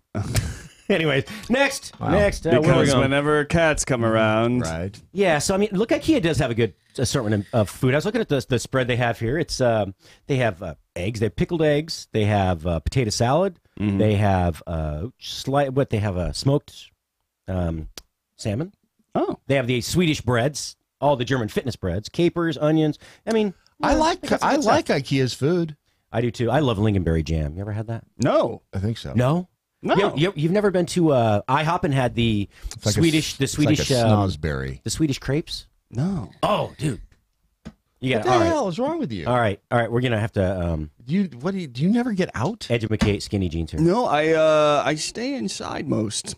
I'm either here or I'm working on the red states, and then I'm too tired to do anything after that, so I just go to bed. That's why he's engaged and married. Yeah, I was going to say, the life of a star. It's just... I live a very exciting breakneck life, let me tell you. Almost as exciting as mine. All right, so IKEA's having an Easter dinner for the entire fam. So apparently, actually, I would imagine you could probably get out of there feeding a family of 4 for less than $40. Are there vegan or options? Less than $400. Sorry? Are there vegan options? I'm sure their jams are vegan. Oh yeah, it's bad. And their breads. They have those. They sell those round. You know how what's it called? Matzah comes. You know, matzah bread comes in. It's like cracker, right? Yeah. Well, they have the round slabs of. It's like hardtack, the Swedish hardtack, and that comes in a round paper container. I don't know what you call it, bag. Yeah. But it's sealed. Yeah, those things are. You could live off that for like 16 years, I think. Jen Leah Butler says, I was vegan for a long time. It's possible to be healthy with as long as you aren't a jackass about it, which Jen might be the only person I have ever met. Well, and I was vegan for about 2 I was vegan for about 2 years. I was vegetarian. I've met a couple vegans that are actually really cool. Yeah, but I mean, it's like somebody who stopped smoking. Yeah. God, it's irritating. Oh, as I stopped hell. smoking. You know, you got to stop smoking, don't you? You got to stop smoking. They're irritating people because they want to tell you how you should be doing what they just did. Oh, meanwhile, no. For me, like, because I quit smoking. I used to be. I used you to were smoke. the ass. No. I would to this day actually. If someone is smoking near me, I'll come and be like, I know. But hey, I wonder, you don't do the same thing with meat, do you? Though, if you go vegan, do you smell meat and go, "Damn, I'd like some of that meat"? And then do people take it the wrong way? Apparently, this Ravana did. The funny thing that reminds me of this joke: an atheist, a libertarian, and a vegan walk into a bar. You know that because the moment they did, they told everybody. Yes, like I said. All right, what else you got for us? Well, apparently you can survive on one food item alone. Just one, though. I know you can do MoJo wild rice, but yeah, it is a complete protein. Almost, nearly almost. 13 out of 14 amino acids. All right, one, and it's not M&M's. No, and it's a liquid. Well, it's kind a of liquid. It's kind of. A It's not dripping springs, is it? Nah, hey, at least it's not dribbling springs. It's called Pound Town. Sorry, maybe pound cake. What is the one food that you can survive on? Well, apparently 2 times now in the last year or so, the Taco Bell hot sauce has saved a couple of lives. A couple now. There was that original story about the guy trapped in a car. Yeah, come on, it was how many days? 3 days? Yeah, it was 3 days. No, you can survive 3 days with nothing. You don't have to eat or drink. You're telling me in 3 days you ate the 3 packets. You didn't have to go at some point, right? It didn't want to work its way through. That's going to dehydrate even more. So it didn't save. You just roll down the window and into the snowbank.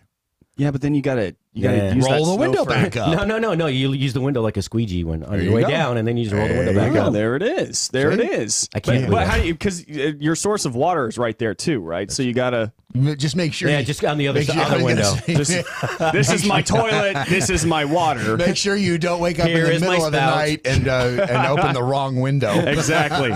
Because then you're screwed. Don't eat the yellow snow. Oh, my daddy said that. Somebody ate Taco Bell packets and Yeah, well, apparently the other one is this one's a little far fetched, but apparently a couple days ago in Florida, there was a man who got up to get Taco Bell hot sauce, and when he did, this car came through the Taco Bell the storefront window and hit the table he was sitting at. Oh, so he was in the restaurant, and the mere act of going and retrieving the hot sauce. I think it's his addiction, his mere desire for the hot sauce is what saved his life. You know, whatever it takes. Hey, addictions apparently can cure whatever all. it takes. If he hadn't had the urge to get some hot sauce, he would have been on a grill. He would have been a grill decorator. Okay, so you remember we were talking about this story in Florida. The guy was cooking on his George Foreman grill. He was trying to bake cookies on it, right? Right. I have to go to the pawn shop next door and see if they have a George Foreman grill, so I can do that. Because I said I was going to do that. I don't want to ruin. But if you ever use it, I don't want to ruin it. Does that ruin it? He burned his house down, and he went to remember we went to the door naked? The police were trying to get him to come out, and he burned the house down trying to bake cookies on the George Foreman grill. Well, how are you going to ruin it? Well, because that chocolate and sugar is all going to melt. I'm not sure I can get it clean later. We're still talking about the grill, right? Whatever it melts to. If they don't have one, I've got one. So okay, I figured it'd be like. And I think it's still in the box. Hey, bring it in. I'll use it. I will use it because I have no grill back. Well, I haven't had it that long, only about 6 years. So I mean, there's still a possibility. I have this pasta drying rack I've never taken out of the box. I'm trying to declutter the house, so might be a good idea to bring that in. Bring it on in. Anything you can cook with. Induction burners would be welcome too. Branding out one of those laying around induction burners. Oh yeah, just everywhere I'm tripping over them. I've got one in the truck right now. What is the what are you teasing me with the M&Ms that you laid up there? What I may be, but so we need to eat these before I talk about the last story because the last one's kind of okay. Yeah, it's just gross. Oh, so wait a minute. So hold on. Wait, something to do with food is gross. I'm confused now. And look, I love Japanese. Did you open food. the wrong window in the car? I love Japanese food, and I sushi is my go-to. It's what I did for a long time in my career. I was a sushi chef. I worked for some of the best in the industry. But yeah, there's one story I just can't quite get over. Okay. But are we going to eat the M&Ms first? Yeah, they're biohacking your body to make the perfect sushi, and they're 3D printing it. But I'll tell you how they biohack the body first. So, as you know or may not know, M&Ms now they have several different flavors of interesting flavors of M&Ms, and they're asking you to vote for your favorite. Okay. I here having my sweaty palms this morning. Mexican jalapeno peanut M&Ms. Hey, Mexican jalapeno peanut M&Ms. Okay. So it's an interesting color bag. Yeah, it's like baby poop brown or green. It's kind of it's a weird kind of green. Pea green. You know what? What are you passing on those? I'm having to pass on. Just I'm fine. Well, Ron's coming in here. Hungover or something? Are they all the same? You had a stomach thing. I have a stomach thing. I don't want to. Are they all the same color? Because they're all. These are all red. All right. Oh, I think that's a warning. All right. These are Mexican jalapeno peanut M&Ms. So it tastes like a peanut M&M so far. Is it only the green ones that are spicy? Because that one doesn't have a little bit at the end. It's like it's got a little cayenne or jalapeno juice. I think I got at the very, very, very end. Wait till you swallow. Oh, there it is. Yep. It's right there at the end, isn't it? That's kind of weird. It's a residual heat. It doesn't really burn your mouth. Okay, it's a lot like the Doc Thompson's Uranus Hertz blend coffee. Same situation. You don't until you swallow. You don't feel it. It's true. You don't. It's this burning sensation in the back of your throat. I'm not sure this is good or bad. I don't know if I like these or not. They're different. And keep eating them and see. They're different. I certainly. I don't think I would crave these. I wouldn't. Not like the go out of my way to buy them. Not like the white chocolate M&Ms. Hey, it's not like the MoJo Wild Rice. They have that the ghost chili, that ghost pepper jam. Ghost pepper jam, which by the way I tried in coffee. Oh my God, it doesn't work well in coffee. No, but how was it otherwise? Oh, it's fantastic. Hot. Yeah, it's got a bite. I'm telling you, it's really good. I thought it was going to kill me because I'm not good with anything above habanero. But it's not. It doesn't like burn your mouth at all. It just starts. It kind of lights your body on fire from the inside out. So it was like a sauna in here. I was literally say that like it's a bad thing. I was literally dripping sweat right after I tried that the first time. Oh, it's making my whole run. Okay, I should probably explain that, shouldn't I? Yeah, I have a whole. If Bailey's listening, she knows exactly what I'm talking about. There's deviated septum thing going on. There's one on the right next to my nose. I guess it's a sweat duct that it's just like overactive. If I start getting warm, it's just this one spot. It just starts ooze. Ooh, that's anyway. You see this little drip of sweat right there on my face, but right there next. Is it doing it? Can you see it? Look close. Come closer. Is it glistening? I'm yet? scared. That's how I got him to kiss him. Get really close. Go ahead, Get come here, really check close. this out. I'm not seeing it, Brad. You're not okay. Well, maybe it hasn't seeing done. it, Brad. Maybe it's not leaking yet. I knew a girl in high school when she got nervous. She had the same birth date as I. Actually, she graduated a year before me. How the hell did that happen? I wasn't held back. She was smart. She was really smart. But when she got nervous, she sweated on top of her nose right here. Oh, yeah, really? like beads of sweat on her nose, just on her nose though. That's only happened to me like a few times. See, she was. I mean, it was funny. Every time she had to speak in front of the class in German class, you could see like beads of sweat. All right, these they're interesting. All right, I'm going to vote. I haven't tried the others, but this does not get my vote. No, yet. No. If it was white chocolate, it would have my vote. But no, it's just it's just one more. Is there like a trend in just putting peppers in food now? Yes. Okay, so it's just anything you can think of, stick a pepper in it. And it's a little like the overused bacon. I'm not saying bacon's bad. I'm just saying it's overdone. Direct all of your texts and emails and tweets at Doc Thompson Show at FoodBizPro. They know who they're talking to. Yeah, like I go to Twitter at anymore. FoodBizPro. Or on his Instagram account as well. 642 notifications last time I looked. Dang. Well, it's been a while since I've been on. I'm sorry. I apologize, by the way. What is the story that? Did it sneak up on you again? A little bit. All right. So, what is a story that is heinous? Yes, it is kind of heinous. All right. So there's this. There's a company in Japan. It is it's called Sushi Singularity in Tokyo, and I mean it's a beautiful restaurant. And look at the food looks beautiful, doesn't it?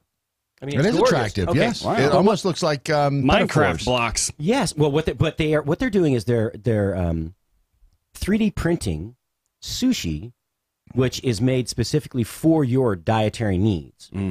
But the way that they're figuring out what your dietary needs are is they take a swab of the mouth and saliva. They take a urine sample and they take a stool sample, and after closer investigation of those substances and a little bit of backward engineering, so to speak, then they print the food that is specific for your dietary needs. Really? So they check your spit, they check your poop, and then they tell you what you should eat. Yes. That should be their slogan. That should be their slogan. That's a great slogan. Send us your tired, your poor, your spit, your feces. We'll tell you what to eat. We will feed you. Okay, so I guess that kind of makes sense because they're, I mean, it's the entrance and the exit. So are they looking at how your body does or doesn't process something, I guess? They're probably looking at the enzymes and genetic makeup. So they can probably get blood type from the swab in the mouth. Which, believe it or not, a lot of them are U.S. physicians and the American, the ADA, and the USDA. They don't buy into this. The ADA or the AMA? Probably AMA. Medical, okay. But if you go in Europe, there's a bit. They often test you. They test your blood type when they're working with your diet, almost every time, because blood type has a lot to do with how you process food. Really? Yes. I guess that would make sense. I learned recently that there's a blood type that is super resistant to viruses and stuff like that. So I didn't realize that blood type really played that huge of a role. That's absolutely crazy. Yeah. And so and they use it quite frequently to identify why you have symptoms of specific diseases you may not be able to diagnose. But they don't do that in this country very often. And so I'm guessing they're used that for that. The feces is telling what you have the traces of, what kind of trace minerals or excess minerals you're not processing. You may not be absorbing, right? So then they can tell that you need, because if you go back and if Dr. Ken's going to be on tomorrow and we talk about this, you need certain nutrients in your body to absorb other nutrients. Like you need magnesium to absorb calcium. And you need vitamin A and D to absorb magnesium, so on and so forth. Right. So without all those connective they work in molecules. Concert with each other, They do. sure. You have it's called chelation. You need one bond to bind to the other to absorb. So I'm sure that's what they're doing. And so after they get that, they bioengineer the sushi, so they grow. It's like fish.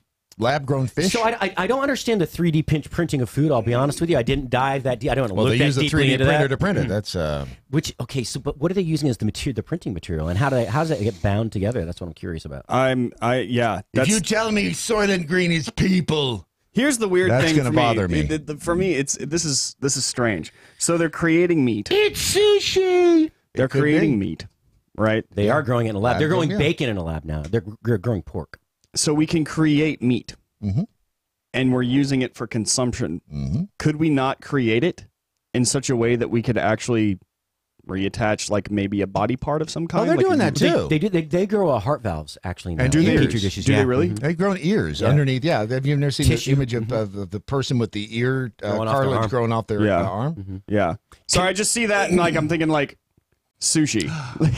So wait a minute. So I see the connection here, because eventually you could, as a human being, just grow your own sushi on you. That would be fabulous, because then if you're ever trapped in a snowbank, you just slice open your arm and start eating sushi. Yeah. Aha. Yeah. So aha. Now that would be an advancement in science right there. Just remember to open the right door. Oh my God! It's a self. You get to mail this in yourself. Look, there's the kit. Oh, they send you a kit. So, we need to tweet out a link to that. It's on designboom.com. Right. I will tweet that. Yeah. All right. I'll forward it to you. Yeah. All right. I think I texted to you last night. All right. And you've got to get over to Spoonie, because things. Actually, no. They're well, we Yes. we don't have to produce today. Let's just really? Yeah.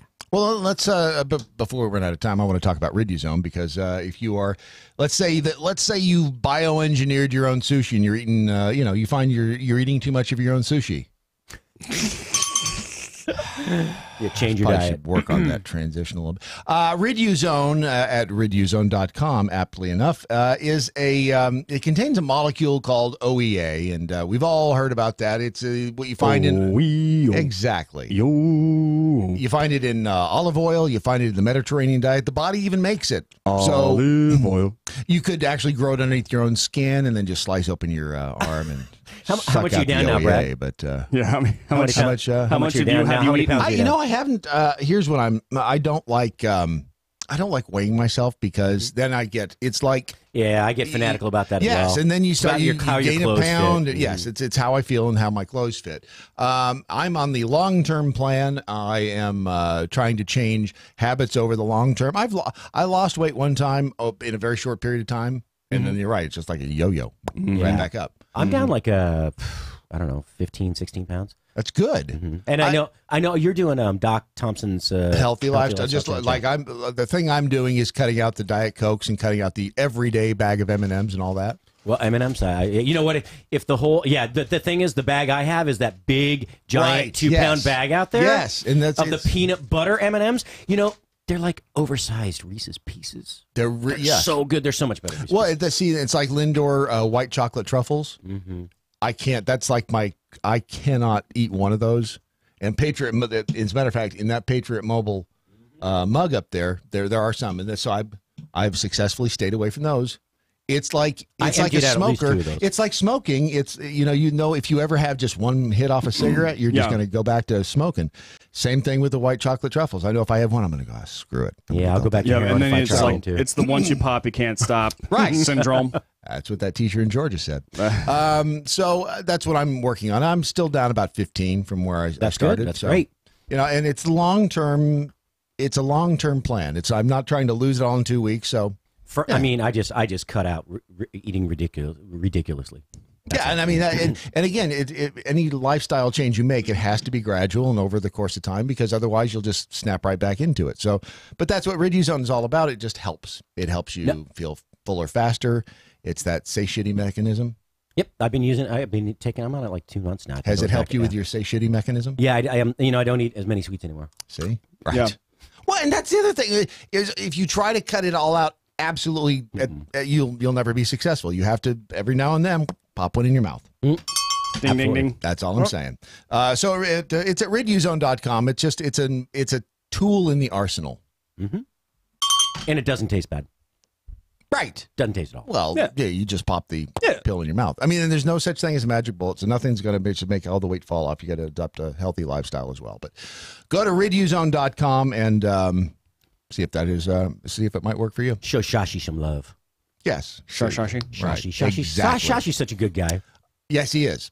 We're about 20 seconds away from having to say we'll be right back. So, in the meantime, what time is your show on, Spoonie? 1 to 3 Central, 2 to 4 Eastern. Oh, I got a fishing report coming up from redneck chef Jeffrey Wetzel. It'll be fun. Oh. Is that today? Today. Bottom of the second hour. Bottom of the second hour. It's 1 to 3 Eastern. Yes, sir. I knew that. It's over at Spoonie Radio. This, in the meantime, is Doc Thompson's Daily MoJo. Back in a second.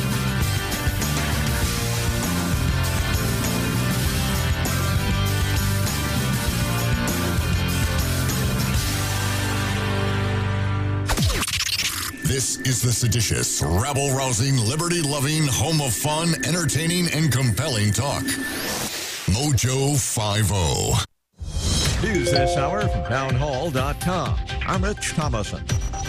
The FAA's working relationship with aircraft maker Boeing is the subject of a growing number of inquiries following the crash of 2 of Boeing's 737 MAX 8 jetliners. The Transportation Department's Inspector General and Congress already launched investigations, and now the Justice Department will be taking a closer look at the FAA certification process for the MAX 8. Less than a week after the mosque shootings in Christchurch, New Zealand's government taking action on tougher gun control. Prime Minister Jacinda Ardern announcing a ban on military-style semi-automatic assault weapons and a ban on all assault rifles. The guns used in this terrorist attack had important distinguishing features. First, their capacity, and also their delivery. They had the power to shoot continuously, but they also had large-capacity magazines. Dutch prosecutors say the suspect in a deadly tram shooting will face multiple charges, including terrorism-related charges. Utrecht officials say the suspect, Gokmen Tanish, faces an array of charges, primarily multiple murder or manslaughter with a terrorist intent, as well as attempted murder and making terror threats. Prosecutors say the probe so far into Monday's shooting in a tram that left 3 people dead and 3 seriously injured indicates the shooter acted alone. Investigations continue into whether the suspect's actions, officials say, flowed from personal problems combined with a radicalized ideology. Tanish is to appear before an investigating judge on Friday. I'm Charles de Ledesma. 5 extended family members who lived at a ramshackle New Mexico compound where a 3-year-old boy was found dead last year due in federal court today to face new charges that they plotted attacks on U.S. law enforcement and members of the military. On Wall Street, Dow futures down 54 points, NASDAQ futures off 26. More on these stories at townhall.com.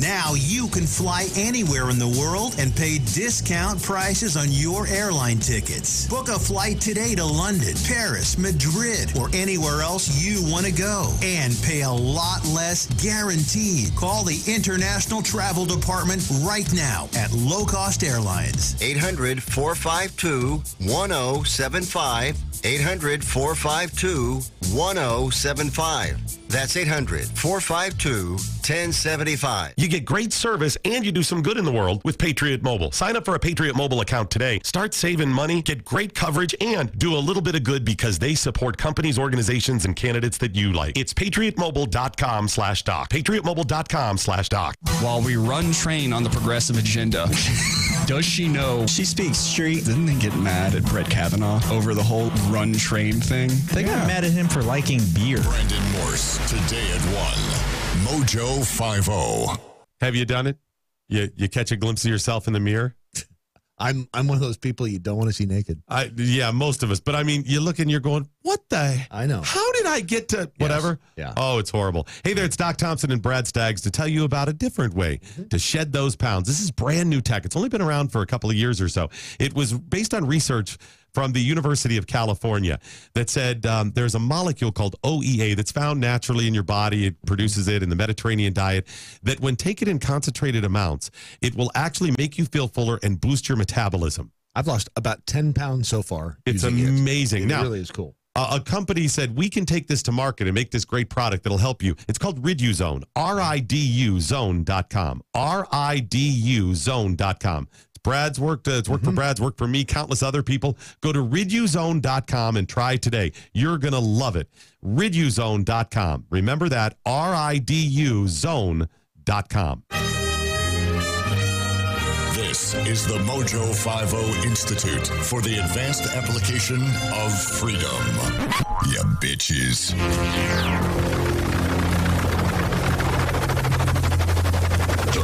Mothership has landed. All right, so things are getting weird over in the Facebook chat. Surprise.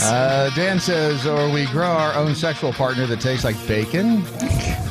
What? I don't know. I think it must have had something to do with the grown sushi thing. Yeah. There is the story of a woman who is they're dubbing her a serial stowaway. Serial stowaway. In Chicago, she was sentenced on Tuesday of this week to 18 months of probation after pleading guilty to sneaking past Chicago airport security last year. She then boarded a plane and flew to London, all without a ticket. Mm-hmm. I think this woman should be giving seminars. I think so, too. I mean, that's actually impressive. How do you... Man, that takes some... She's 67 years old. Her name is Marilyn Hartman. How do you get past security? Yeah. Then you got to get past the gate agent. Yeah. Then you got to find a seat that no one's sitting in. There are secret agents of foreign nations who wish that they could be as skilled as this lady as on just getting on planes without tickets. She pled guilty to criminal trespassing, but originally, I guess the charges were felony theft, burglary, and other charges. She says, I apologize for the airport and causing problems for them. This is so strange. My whole it's like, sorry, but not really that sorry. She says she has been nabbed in and near airports dozens of times. She's made it onto planes maybe half a dozen times. They said she boarded the flight to London by walking past 2 British Airlines ticket agents who were checking other passengers. So it's the old distraction thing. Mm-hmm. Right. Yeah, the old distraction. Switcheroo. The old distraction. She darted into a small room off to the side, walked quickly past customs and a border patrol agent who was looking at passports of people entering the ramp. She was arrested after her London trip and freed on bond in January last year when she was again discovered wandering at O'Hare. This time the judge ordered her held without bond and later said that she was found unfit for trial. That's okay. So that's what I was waiting for. Actually, is there? She spent time in a state mental institution in July. She was moved to a halfway house style mental health center in Chicago called a Safe Haven. My question is this: how is she crazy? She is like crazy like a fox. There's got to be some sort of like senility thing going on here. Well, damn, which she's really good at. Because like think about it. Like, it's all starting to come together for me now. All right. So she's an old woman. She's not there. And if there is one thing that people don't like interacting with or dealing with, right, it's old people who kind of are missing some of their mental faculties. They will turn their backs and all that stuff, like, just kind of like act like and try to become as unnoticeable to them as possible. But even Border Patrol agents are human. So they're going to do exactly what it takes to basically stay under this woman's radar and try not to attract the crazy toward them. Well, then she's smart enough to use what she's got. So basically, this is a lesson to any terrorist, really. If they really want to do anything like sneak on a plane, just act like you're an old crazy person, and they will probably leave you alone. So what you're saying now, though, is that they, by searching all of the people in the wheelchairs at the airports, they're actually doing the right thing. I think the discrimination against the people in wheelchairs is all makes crazy sense now. Yeah. All right, let's move on, shall we? The entrepreneurial spirit is to dream and to do. We are building America. All right, we like to highlight the businesses around the country that celebrate the entrepreneurial spirit today. It is, and I'm going to give my best shot at your name, Mary. Last name, is it Getch? Yes, it's Getch. I did it right. That's two names that I took a stab at this week and did it right. Mary, welcome to the program. And your website is By Nature Now. So tell us about what your business is all about. Well, it started with a local maple supplier or producer, and trying to market some maple syrup for him. And I came up earlier last fall for Christmas season. I came up with an idea of doing maple syrup pancakes, coffee in gift boxes. So I send gift boxes to people that, maybe people are busy and they want to give something to someone that doesn't live by them. I send them gift boxes from that person. Oh, okay. So I put together, mugs and I put it together in a nice wooden box or even just a gift box and send it directly to the person they want to gift, or I send it directly to them and they can give it to whoever they want to give it to. So. Okay. So you don't actually harvest and process the maple syrup yourself. In other words, what part of the country are you in? We're in northwestern Wisconsin, where actually the best maple syrup comes out of. Really? I thought. Hold on a minute. Coming from the Northeast, I spent a little time in a little town in New Hampshire way back when rocks were soft. I'd have to say, Vermont maple syrup is really, really good.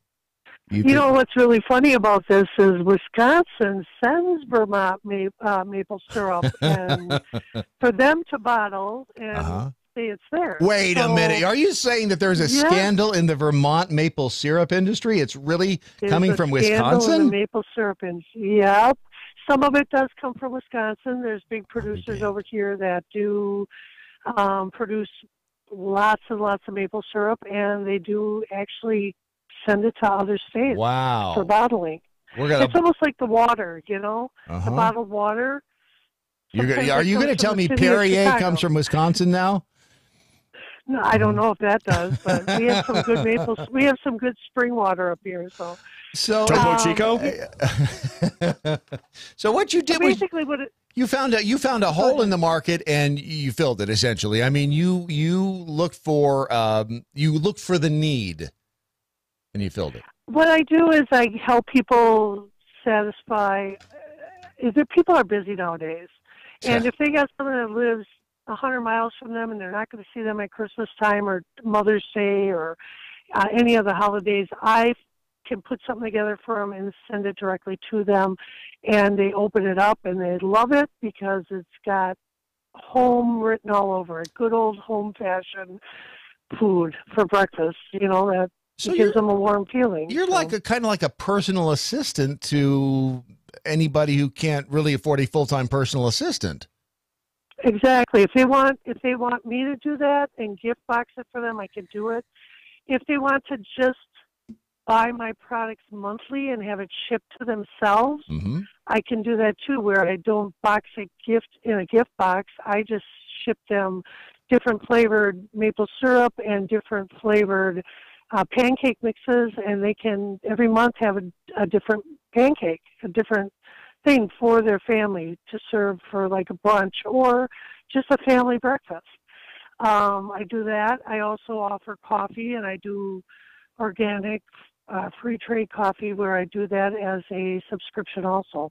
And I see here on your website you have a 6-pack of toppings. Yes, that is my maple supplier has different flavored maple syrup. He does a cherry. He does an apple he does an apple syrup, which is just straight apple, and he does a cranberry and a cinnamon, and those are all blended with syrup. So they do have some sugar in them, but they do have maple syrup in them too, and they're delicious. Like my feature this month was a chocolate covered cherry pancake. And it was a chocolate chip pancake that I have made here in Wisconsin by a bakery. And she makes the pancake mixes and packages them for me. And then I put the maple syrup or the flavored maple syrup with whatever matches. So chocolate covered cherries is what it was. Wow. Oh, man. We need to put you in touch with a couple of our sponsors here. American Pride Roasters, who does fabulous coffee and other things up in Iowa. And also MoJo Wild Rice, who are they do some wild rice gift packs, things like that up in Minnesota. So, I mean, that's exactly what I'm looking for. I'm trying to make it a local store that offers different things. Okay, yeah. So there, if American Pride Roasters and also MoJo Wild Rice, those are two that you need to know about. All right, so no, go ahead. I actually do know about them. Oh, good. I'm working with people. People are coming to me all the time and wanting to get on the website. I just did this on Sunday as I signed up with an artist in the area, and I'm actually going to be featuring his greeting cards that are done from his art. And he's a 75-year-old man that has been doing this, and he's well known in the St. Paul, Minneapolis area. And I'm featuring his art on my website. That's going to be coming up pretty quick here. So. Oh, very cool. Again, the the website is bynaturenow.com, and so folks can go there and they can either, as you said, they can either do a one-off and have it sent to somebody or sent to themselves, and you can also do the monthly subscription, essentially, where they have something sent every month. Yep, the first month, every month is a different flavor, or they can sign up to get the same flavor month after month. But like my next month is going to be for Mother's Day, I'm looking at doing an apple pie pancake, which will be essentially a cinnamon chipped pancake with apple syrup, and that'll be for Mother's Day. Good old apple pie. That sounds amazing. Absolutely amazing. Again, the website, bynaturenow.com. And Mary, are you on the social medias, or do you want to just send people to your website? They could go to Facebook, too. I'm at By Nature Now on Facebook. You ever been in Facebook jail, Mary? You ever done anything on Facebook? I have not. I've been close, I think, but they've never caught me. You've been a good girl. That's good. Well, I can say I voiced my opinion, but I think I'm under their radar. So. That's smart. That's Very yeah. smart. That's the correct place to fly. Yeah. So it's the. I'm guessing it's By Nature Now on Facebook, right? Yep, By Nature Now. Yep. All right. Very cool. Mary Getz, and I said it right again. Did I say Getz, yep. Excellent. Yep. And again, the website bynaturenow.com. So if essentially you can hire Mary to be your personal assistant on a monthly basis and get those gifts out there. Mary, thank you for joining us for Building America. Thank you, guys. I appreciate it. Absolutely. All right. That's a great idea. Yeah. That's a great idea. Yeah. Because if you are wealthy enough to have a personal assistant, you never have to remember birthdays and stuff. Yeah. You just, your assistant takes care of it and then signs a little note, looks like it's from you. So then you look like the hero all the time. For sure. So you can hire Mary and she'll send those gifts out every month, and people that you love, people that you care about will actually think that you're thinking about them. Aw. And that's kind of what we want to fool people into believing. Right. Yeah. I mean, that's the American way after all. Yeah, for sure. For sure. If you can fool them, that's you're doing it right. So that's BUY, By Nature Now. Rich Solution. Got to tell you real quickly about the we mentioned it last hour, Doc Thompson's Healthy Lifestyle Challenge. If you have not yet gone to the Rich Solution, either their website or the Facebook page, and signed up to join the group, please do so today. It's a 90-day challenge, so we're only 3 weeks into it. Yeah. So you still have time. You can still go to therichsolution.com and get the Doc Thompson, for whatever reason, it's called the healthcare kit there on the website. The healthcare kit. The healthcare kit. I love it. Got to get them to change that. It's the Doc Thompson Healthy Lifestyle Kit is what it really should be. And if you use the promo code DOC, you'll get 25% off. So you go to the first page, the home page, as it were, of the Rich Solution. You scroll down, you click on Shop New Nutrition. Mm-hmm. I just said New nutrition. New nutrition. And then as you scroll down, hidden somewhere in the middle of the page, you'll see Doc Thompson, and you click on that. Click on Doc. And then you'll find the healthcare package, which should be the Healthy Lifestyle package. Click on Doc for a better life. Right. And again, use promo code DOC for 25% off. But the challenge is all about making changes in your lifestyle overall. So join us, and it's not like boot camp. We're not going to kill you we might. I mean, we if might you want kill us to, but it'll be for completely opposite reason. Like, right, yeah. Yes. Usually paid contracts. If you're really irritating. Yeah. But otherwise, I don't think so. It's the richsolution.com. All right, so Brandon, I saw this morning there is a post on Red State. Yes. Let's talk about what you wrote about. As it happens, I just so happened to write there. Isn't that wild? And this article we're about to talk about was written by me. That is so strange. And if anybody ever wants to go to Red State and click on my articles, a lot of what we talk about, or at least I talk about, especially on the Morse code, which comes on right after this show, is up at Red State. So please do go to redstate.com. Please do. It helps me. I can tell you that. Tell us the subject matter of said article. Legislation in Missouri moves to ban all federal gun control laws from the state. When I saw that headline, I was like, whoa. Is it so essentially you could call this secession from gun laws. Pretty much. I seriously, and reading it, honest to God, like if a libertarian could create porn, this is what it would be right here. All right. So it's happening in Missouri right now. The Missouri Senate is currently working a bill through. I believe they've actually already passed it through the Senate. It's still to be voted in the House, and they've actually tried to pass this before a few years ago, and it was vetoed by the then governor.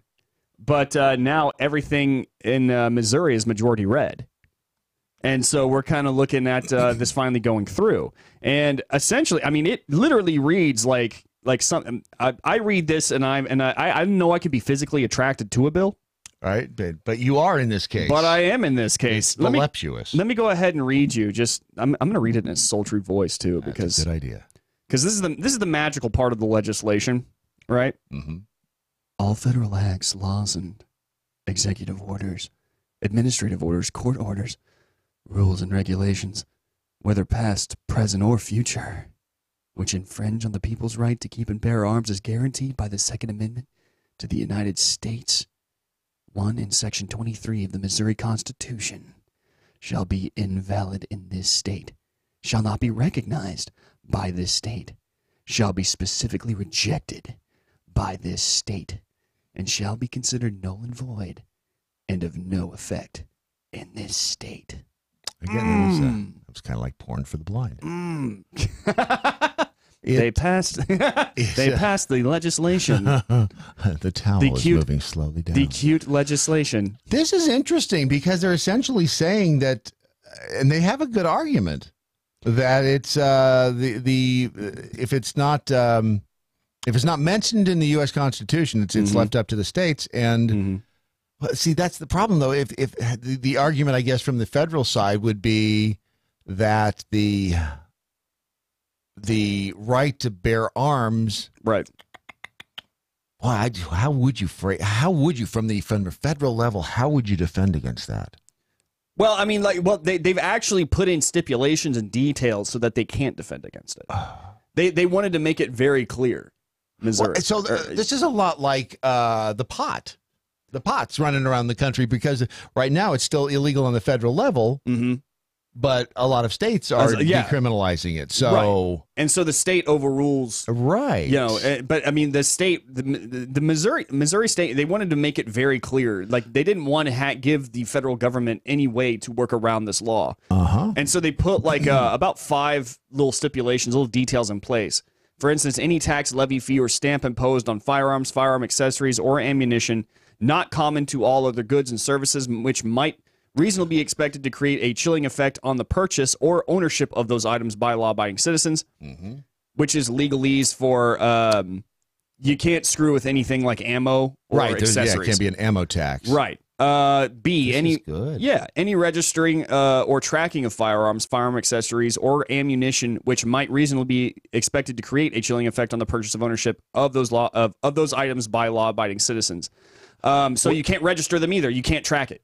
Okay, so federal government can't track these accessories. So they're saying when you go to buy a gun in Missouri, they want it to be it'll be an unregistered firearm. Correct. Which actually leads me to the next one. Any registering or tracking of the owners or firearms, firearm accessories, or ammunition which might reasonably be expected to create a chilling effect on the purchase or ownership of those items by a law-abiding citizen. So no registering or tracking the firearms or the owners. Nothing. Boy, you can't do it. The anti-gun crowd is going to be all over that one. Oh, they are going to be all over that one. So, hang on. I'm not done. Better. Oh, I'm not done. Oh my.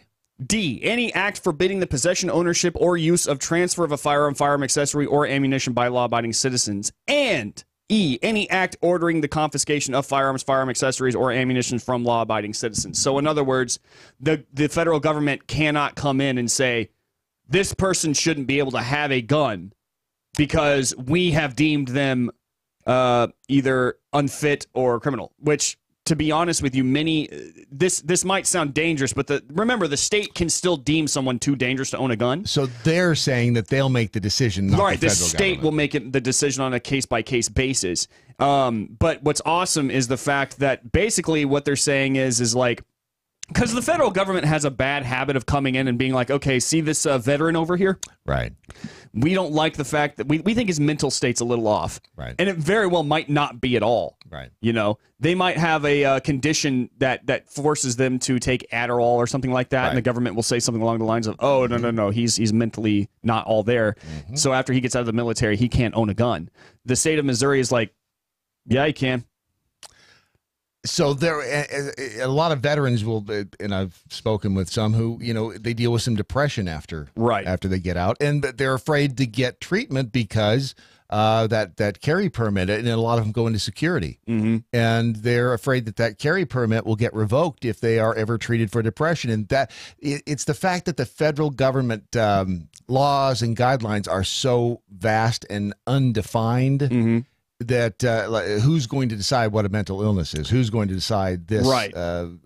those aspects of it. And I feel I feel like each of these cases should be a case by case basis instead of, because the federal government, what it likes to do, and in turn, it really what it has to do, because it cannot cover everything. You know, it cannot work through every individual case. Right. But what the government likes to do is throw everybody into a box. Yes, they do. You know, and it doesn't lump matter. everybody together. Yeah, and it doesn't matter what the individual situation is, or what the little details of the case. Doesn't matter to a macro organization.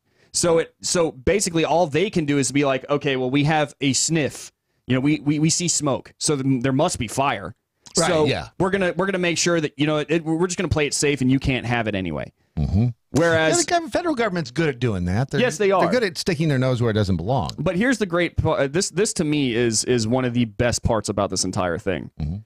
It actually makes it a criminal offense of the federal government. Like, the federal government, they can basically, Missouri can press criminal charges against the federal government if they try to interfere in this at all. Interesting. So it says it's like its predecessor, SB 613, Bill SB 367, and its companion House Bill HB 786 would prevent all state agencies and their employees from enforcing any federal law that infringes on the Second Amendment in any way, including gun registration fees, fines, licenses, and bans. And it allows them to basically come in and say, "Oh, did you just stop one of our citizens, one of our state citizens from owning a firearm? That's illegal. We're taking you to court." Interesting. We tweeted out a link to the article a little while ago this morning, so please take a look at that. This, of course, is a segment brought to you by TRAGuns.com. Yeah, boy. Speaking of guns, that Ruger EC9S, that 9mm, is still available. They only have one of them. It's on clearance. Right now, it's $222. Yeah. I'm serious. If you're looking for a gun for concealed carry where you are, this is Rugers are. And look up the online reviews on this gun.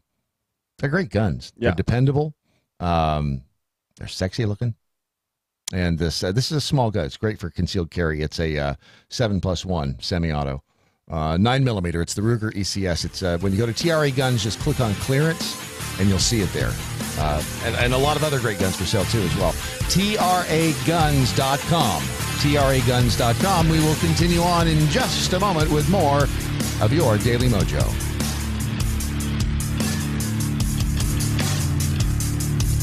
High capacity, fully automatic, large caliber, freedom.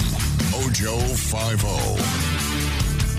50. You get free stuff and you get free stuff. Everyone gets free things. It's been the theme of just about every politician in the Democratic race for president in the 2020 election. Look, I know political candidates promising constituents all sorts of things is not new, but no candidate has been more willing to give out more free stuff than Massachusetts Senator and everyone's favorite fake Indian, Elizabeth Warren. In fact, so far she's thrown out about $100 trillion in new free stuff. Let me say that again, $100 trillion. Now, that is spread out over 10 years, but when you consider the annual budget just proposed by President Trump came in at around $4 trillion and was still $1 trillion short of revenue, are you ready to spend an additional $10 trillion per year? I'm not, but how do we get to $100 trillion there, Andrew? I'm glad you asked. Warren seems to be going with a bold strategy of throwing free stuff against the wall and seeing what will stick. So far, she's promised reparations for slavery, free early child care, early child education, free college, signed on to the Green New Deal, and some version of Medicare for all. Whew, I don't know about you, but I'm pretty tired. So cradle to grave, the government will take care of you. Don't worry, you can trust the care will be great and the cost kept down. Now, to be fair, she has at least one idea for paying for some of this stuff. Taxing those evil wealthy people, of course. Those worth $50 million, 2% wealth tax, and 3% on anyone worth $1 billion or more. Her tax would hit a whole 75,000 people and raise all of $85 billion a year. Notice the hole that's still missing? Just like the rest of you, by my count, $85 billion is far short of $10 trillion. But how dare we ask how you plan to raise all of that cash? I know it's all a dizzying set of promises to try and keep up with, and I'll do my best to do that for you, including keeping track of the spending numbers as they add up. Wish me luck. I'm Andrew Coppins, and this has been By the Numbers. You can follow me on all the socials at The Coppins Show. By the Numbers with Andrew Coppins is powered by TarRiverArms.com. They've revolutionized online firearm sales with high-resolution pictures, 3D imaging, and the best prices. How much will you save? Find out at TarRiverArms.com. That's TarRiverArms.com. The Daily Mojo. Seriously, go to redstate.com today and take a look at Brandon Morse post there on Missouri. It's fascinating. Yeah. And all of his other posts. Yeah. He actually writes pretty. Oh, thank you. I mean, looking at him, you wouldn't think he does, but he writes pretty. I actually write gooder. Spells 9 out of 10 words right. That's right. It's very good. Right. Sometimes I put the comma in the right place. If only you'd gone to USC. If only you'd gone to the University of Southern California. They are now saying, though, that they may expel students tied to varsity blues. What? Yeah, the whole college tuition scandal. Lori Laughlin's daughter. Her two daughters actually go to SC. Really? School said Monday it has already placed holds on the accounts of students who may be associated with the alleged admissions scheme, preventing them from registering for classes or acquiring transcripts. Well, here's the thing. If they got in fraudulently, let's say they got in the water polo. They got in because the water polo coach got bribed. They slipped him a little cash, and the Bob, let's call him Bob. He never played water polo in his life. Yeah. But he gets in on a water polo scholarship, whatever. And Bob goes to classes. He goes to nuclear physics. He goes to anthropology, history, account, whatever he goes to. And he aces them. I mean, Bob's a smart guy. He just can't play water polo for shit. Yeah. So I run into that problem all the time. Right? If, in fact, Bob is a smart guy and got in there and knocked all these classes out of the park, does the fact that he got in because he said he was or his parents said that he was a great water polo player, does that negate the fact that he has, in fact, aced these classes? I don't know. I mean, it sounds like according to the school, I mean, you cheated to get in. I guess the argument is you cheated to get in. How do we know he didn't cheat to get good grades in the class? Yeah. Yeah, but if that happens, man, you got deeper problems with that school and all the other schools. Yeah. How do you know all the rest of the kids? Just because they didn't cheat to get in doesn't mean they didn't cheat to get A's in the classes. Yeah. I mean, does that make sense? That makes sense. So, boy, how pissed off would you be if you're the kid and you didn't know? Because, I mean, it's a fair shot that they may not have known that their parents were doing this. Yeah, no, absolutely. But I mean, here's the thing: is I do feel like the sense of entitlement is not as shameful, half as shameful as it used to be. No, absolutely. So it very well might be like, it's like, well, my mom got me in here, right? Ha ha. Like they don't think anything of it. But that is something you got to think about, and I feel the same way as I do like diversity hires and stuff like that. You didn't really get in on your skill; you got in because you just happened to be born at the right place in the right place with the right parents at the right time with the right skin with the right gender with the yada yada yada. This bothers me. Mm-hmm. This bothers me because I do think it's awesome that we're catching rich people cheating the system in order to give their kids, the entry that some other kid probably deserved more. Should we burn them at the stake? I think so, or at least tar and feather. Okay. But here's my other thing is right now at colleges and universities like Princeton and whatnot, you have like Asian kids. Asian kids actually have 50 points. Smart. Yeah, they have the. That's right. They're handicapped, essentially. Yeah, they're handicapped from their SAT scores going into certain colleges. So they have 50 points taken off their SAT scores. That is amazing. Meanwhile, if you're Hispanic or black, you actually have somewhere around 200 to 250 points put onto your score because it's all in the name of diversity. They want their campuses to look so diverse. Right, yes. Yeah. And my question is, why? Like, what does that matter?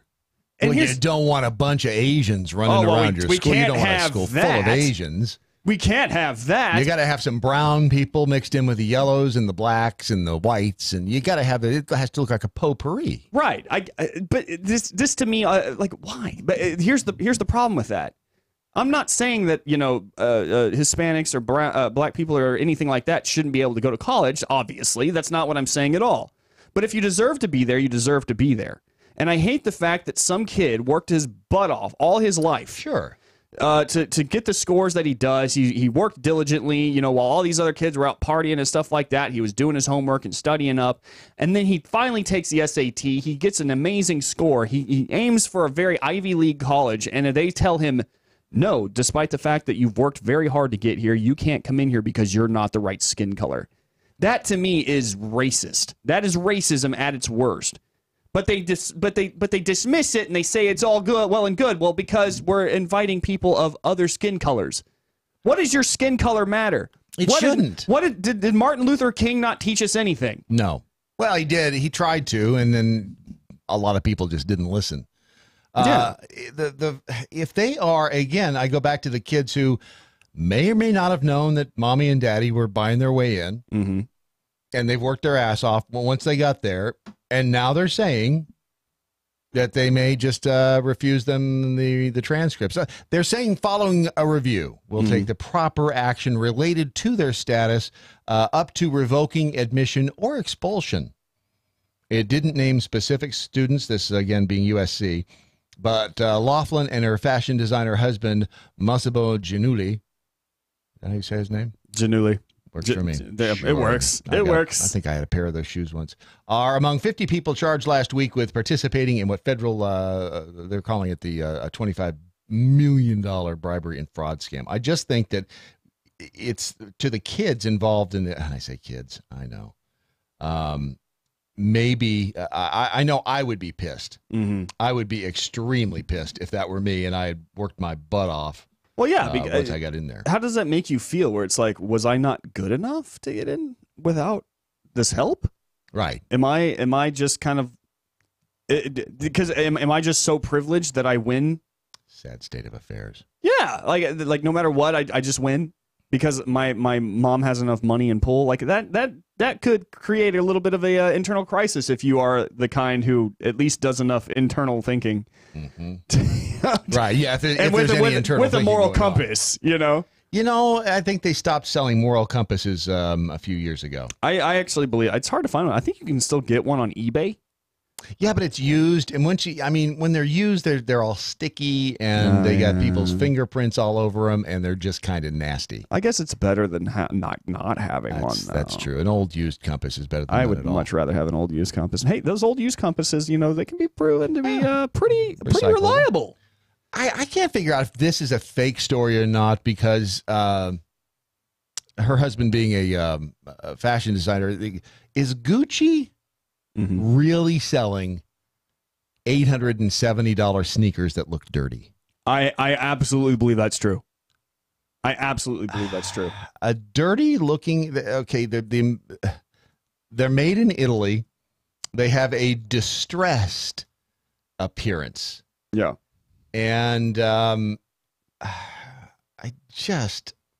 that be $870 for a pair of tennis shoes that look like they've been worn? Seriously. That is, I guess it is. Okay, there's people saying it too.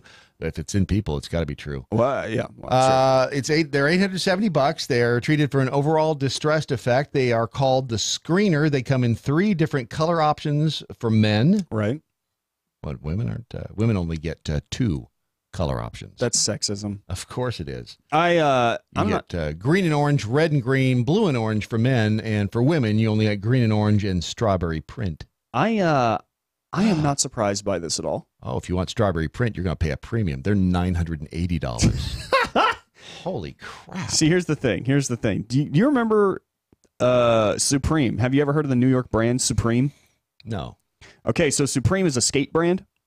And I'm not even kidding you. It decided one day just to see what it could sell if it put its logo on because people would just buy it because there's fair enough. They ended up selling stuff like a hammer, a calculator, a fire extinguisher. They just put their brand on all with the brand, and people would buy the holy hell of it. One day they were just like, "Let's go for broke. What can we do?" They literally sold a brick for $1,000, and somebody bought it. It's the story. It's all about the story. Within 30 minutes. That is amazing. Oh my God. Hashtag we're doing it wrong. Yep. Yeah. But in that vein, you can still call.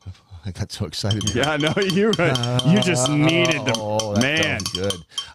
In that vein, you can go to MoJo50.com and click on shop, and there you will find an entire selection of products that we've slapped Doc Thompson's image on. The guy goes on vacation, and we plaster his mug over including mugs. Yep. You can get his mug on a mug. You can get his mug on a pillow. Mug on a mug. You can put your face right against his face. Who doesn't want to do that? Who hasn't done that? Is what I'm saying. So go to MoJo50.com and click on shop, and then the Doc Thompson collection is right there. Rusty Lugnuts is on the line, and he has a slightly differing opinion of what these young skulls full of mush should be. They should be held accountable. Is that what you're saying, Rusty? Well, no, I just wanted to make the analogy and see where you guys stood on it. So the kids should be held accountable for what the parents have done. So the analogy there is, what about the kids that were brought across the border illegally because of their parents? Should they be held accountable for what their parents have done? A brilliant analogy, if I do say so myself. That's a great point because, yeah, we're hearing that, these kids are here from no fault of their own. Yeah. You know, we can't let the kids be paid for the sins of their fathers. They cannot have to pay for that. So, okay. But the question though is, should they actually kick the kid out? Because clearly they didn't get there legitimately. Right. They're still there by way of their parents' foul play. Right. And in order for them to do that, they had to bump out somebody else who should have been there for legitimate reasons. Should the other kids still get a chance? Yeah. What say you on that one, Rusty? Yeah, that's a tough one. I mean, I don't know. I just thought I'd throw that out there. Because I don't think it's right. I don't think it's right that they pay for the sins of their fathers, but their father did create a sin. And, That's true. And here they are. All right, Rusty, thanks for calling, buddy. And again, it's the left having it both ways. Mm-hmm. Those analogies are all right, which sometimes can be fun. Sometimes. You always have a date on Saturday night, I'm just saying. But it's not consistent. And that's the problem. There's no consistency in the train of thought. And if they would just do that, I mean, at least it would be slightly more palatable. Yeah. It'll never happen. Who am I kidding? I need to tell you about Patriot Mobile. PatriotMobile.com makes some of the best coffee mugs and cold drink mugs that you'll ever find. Oh, yeah. Yeah, this one in particular. Yes. I carry this around with me pretty much every day, every morning. This is the Everywhere first thing you go. Yeah, this is the first thing I pick up. All right. And it's the last thing I put down before I get home. And it keeps my coffee so hot. So hot. You know, if it keeps it too hot, you could sue them. Think about that. You wouldn't have to worry about work. You just sue Patriot Mobile and you know what?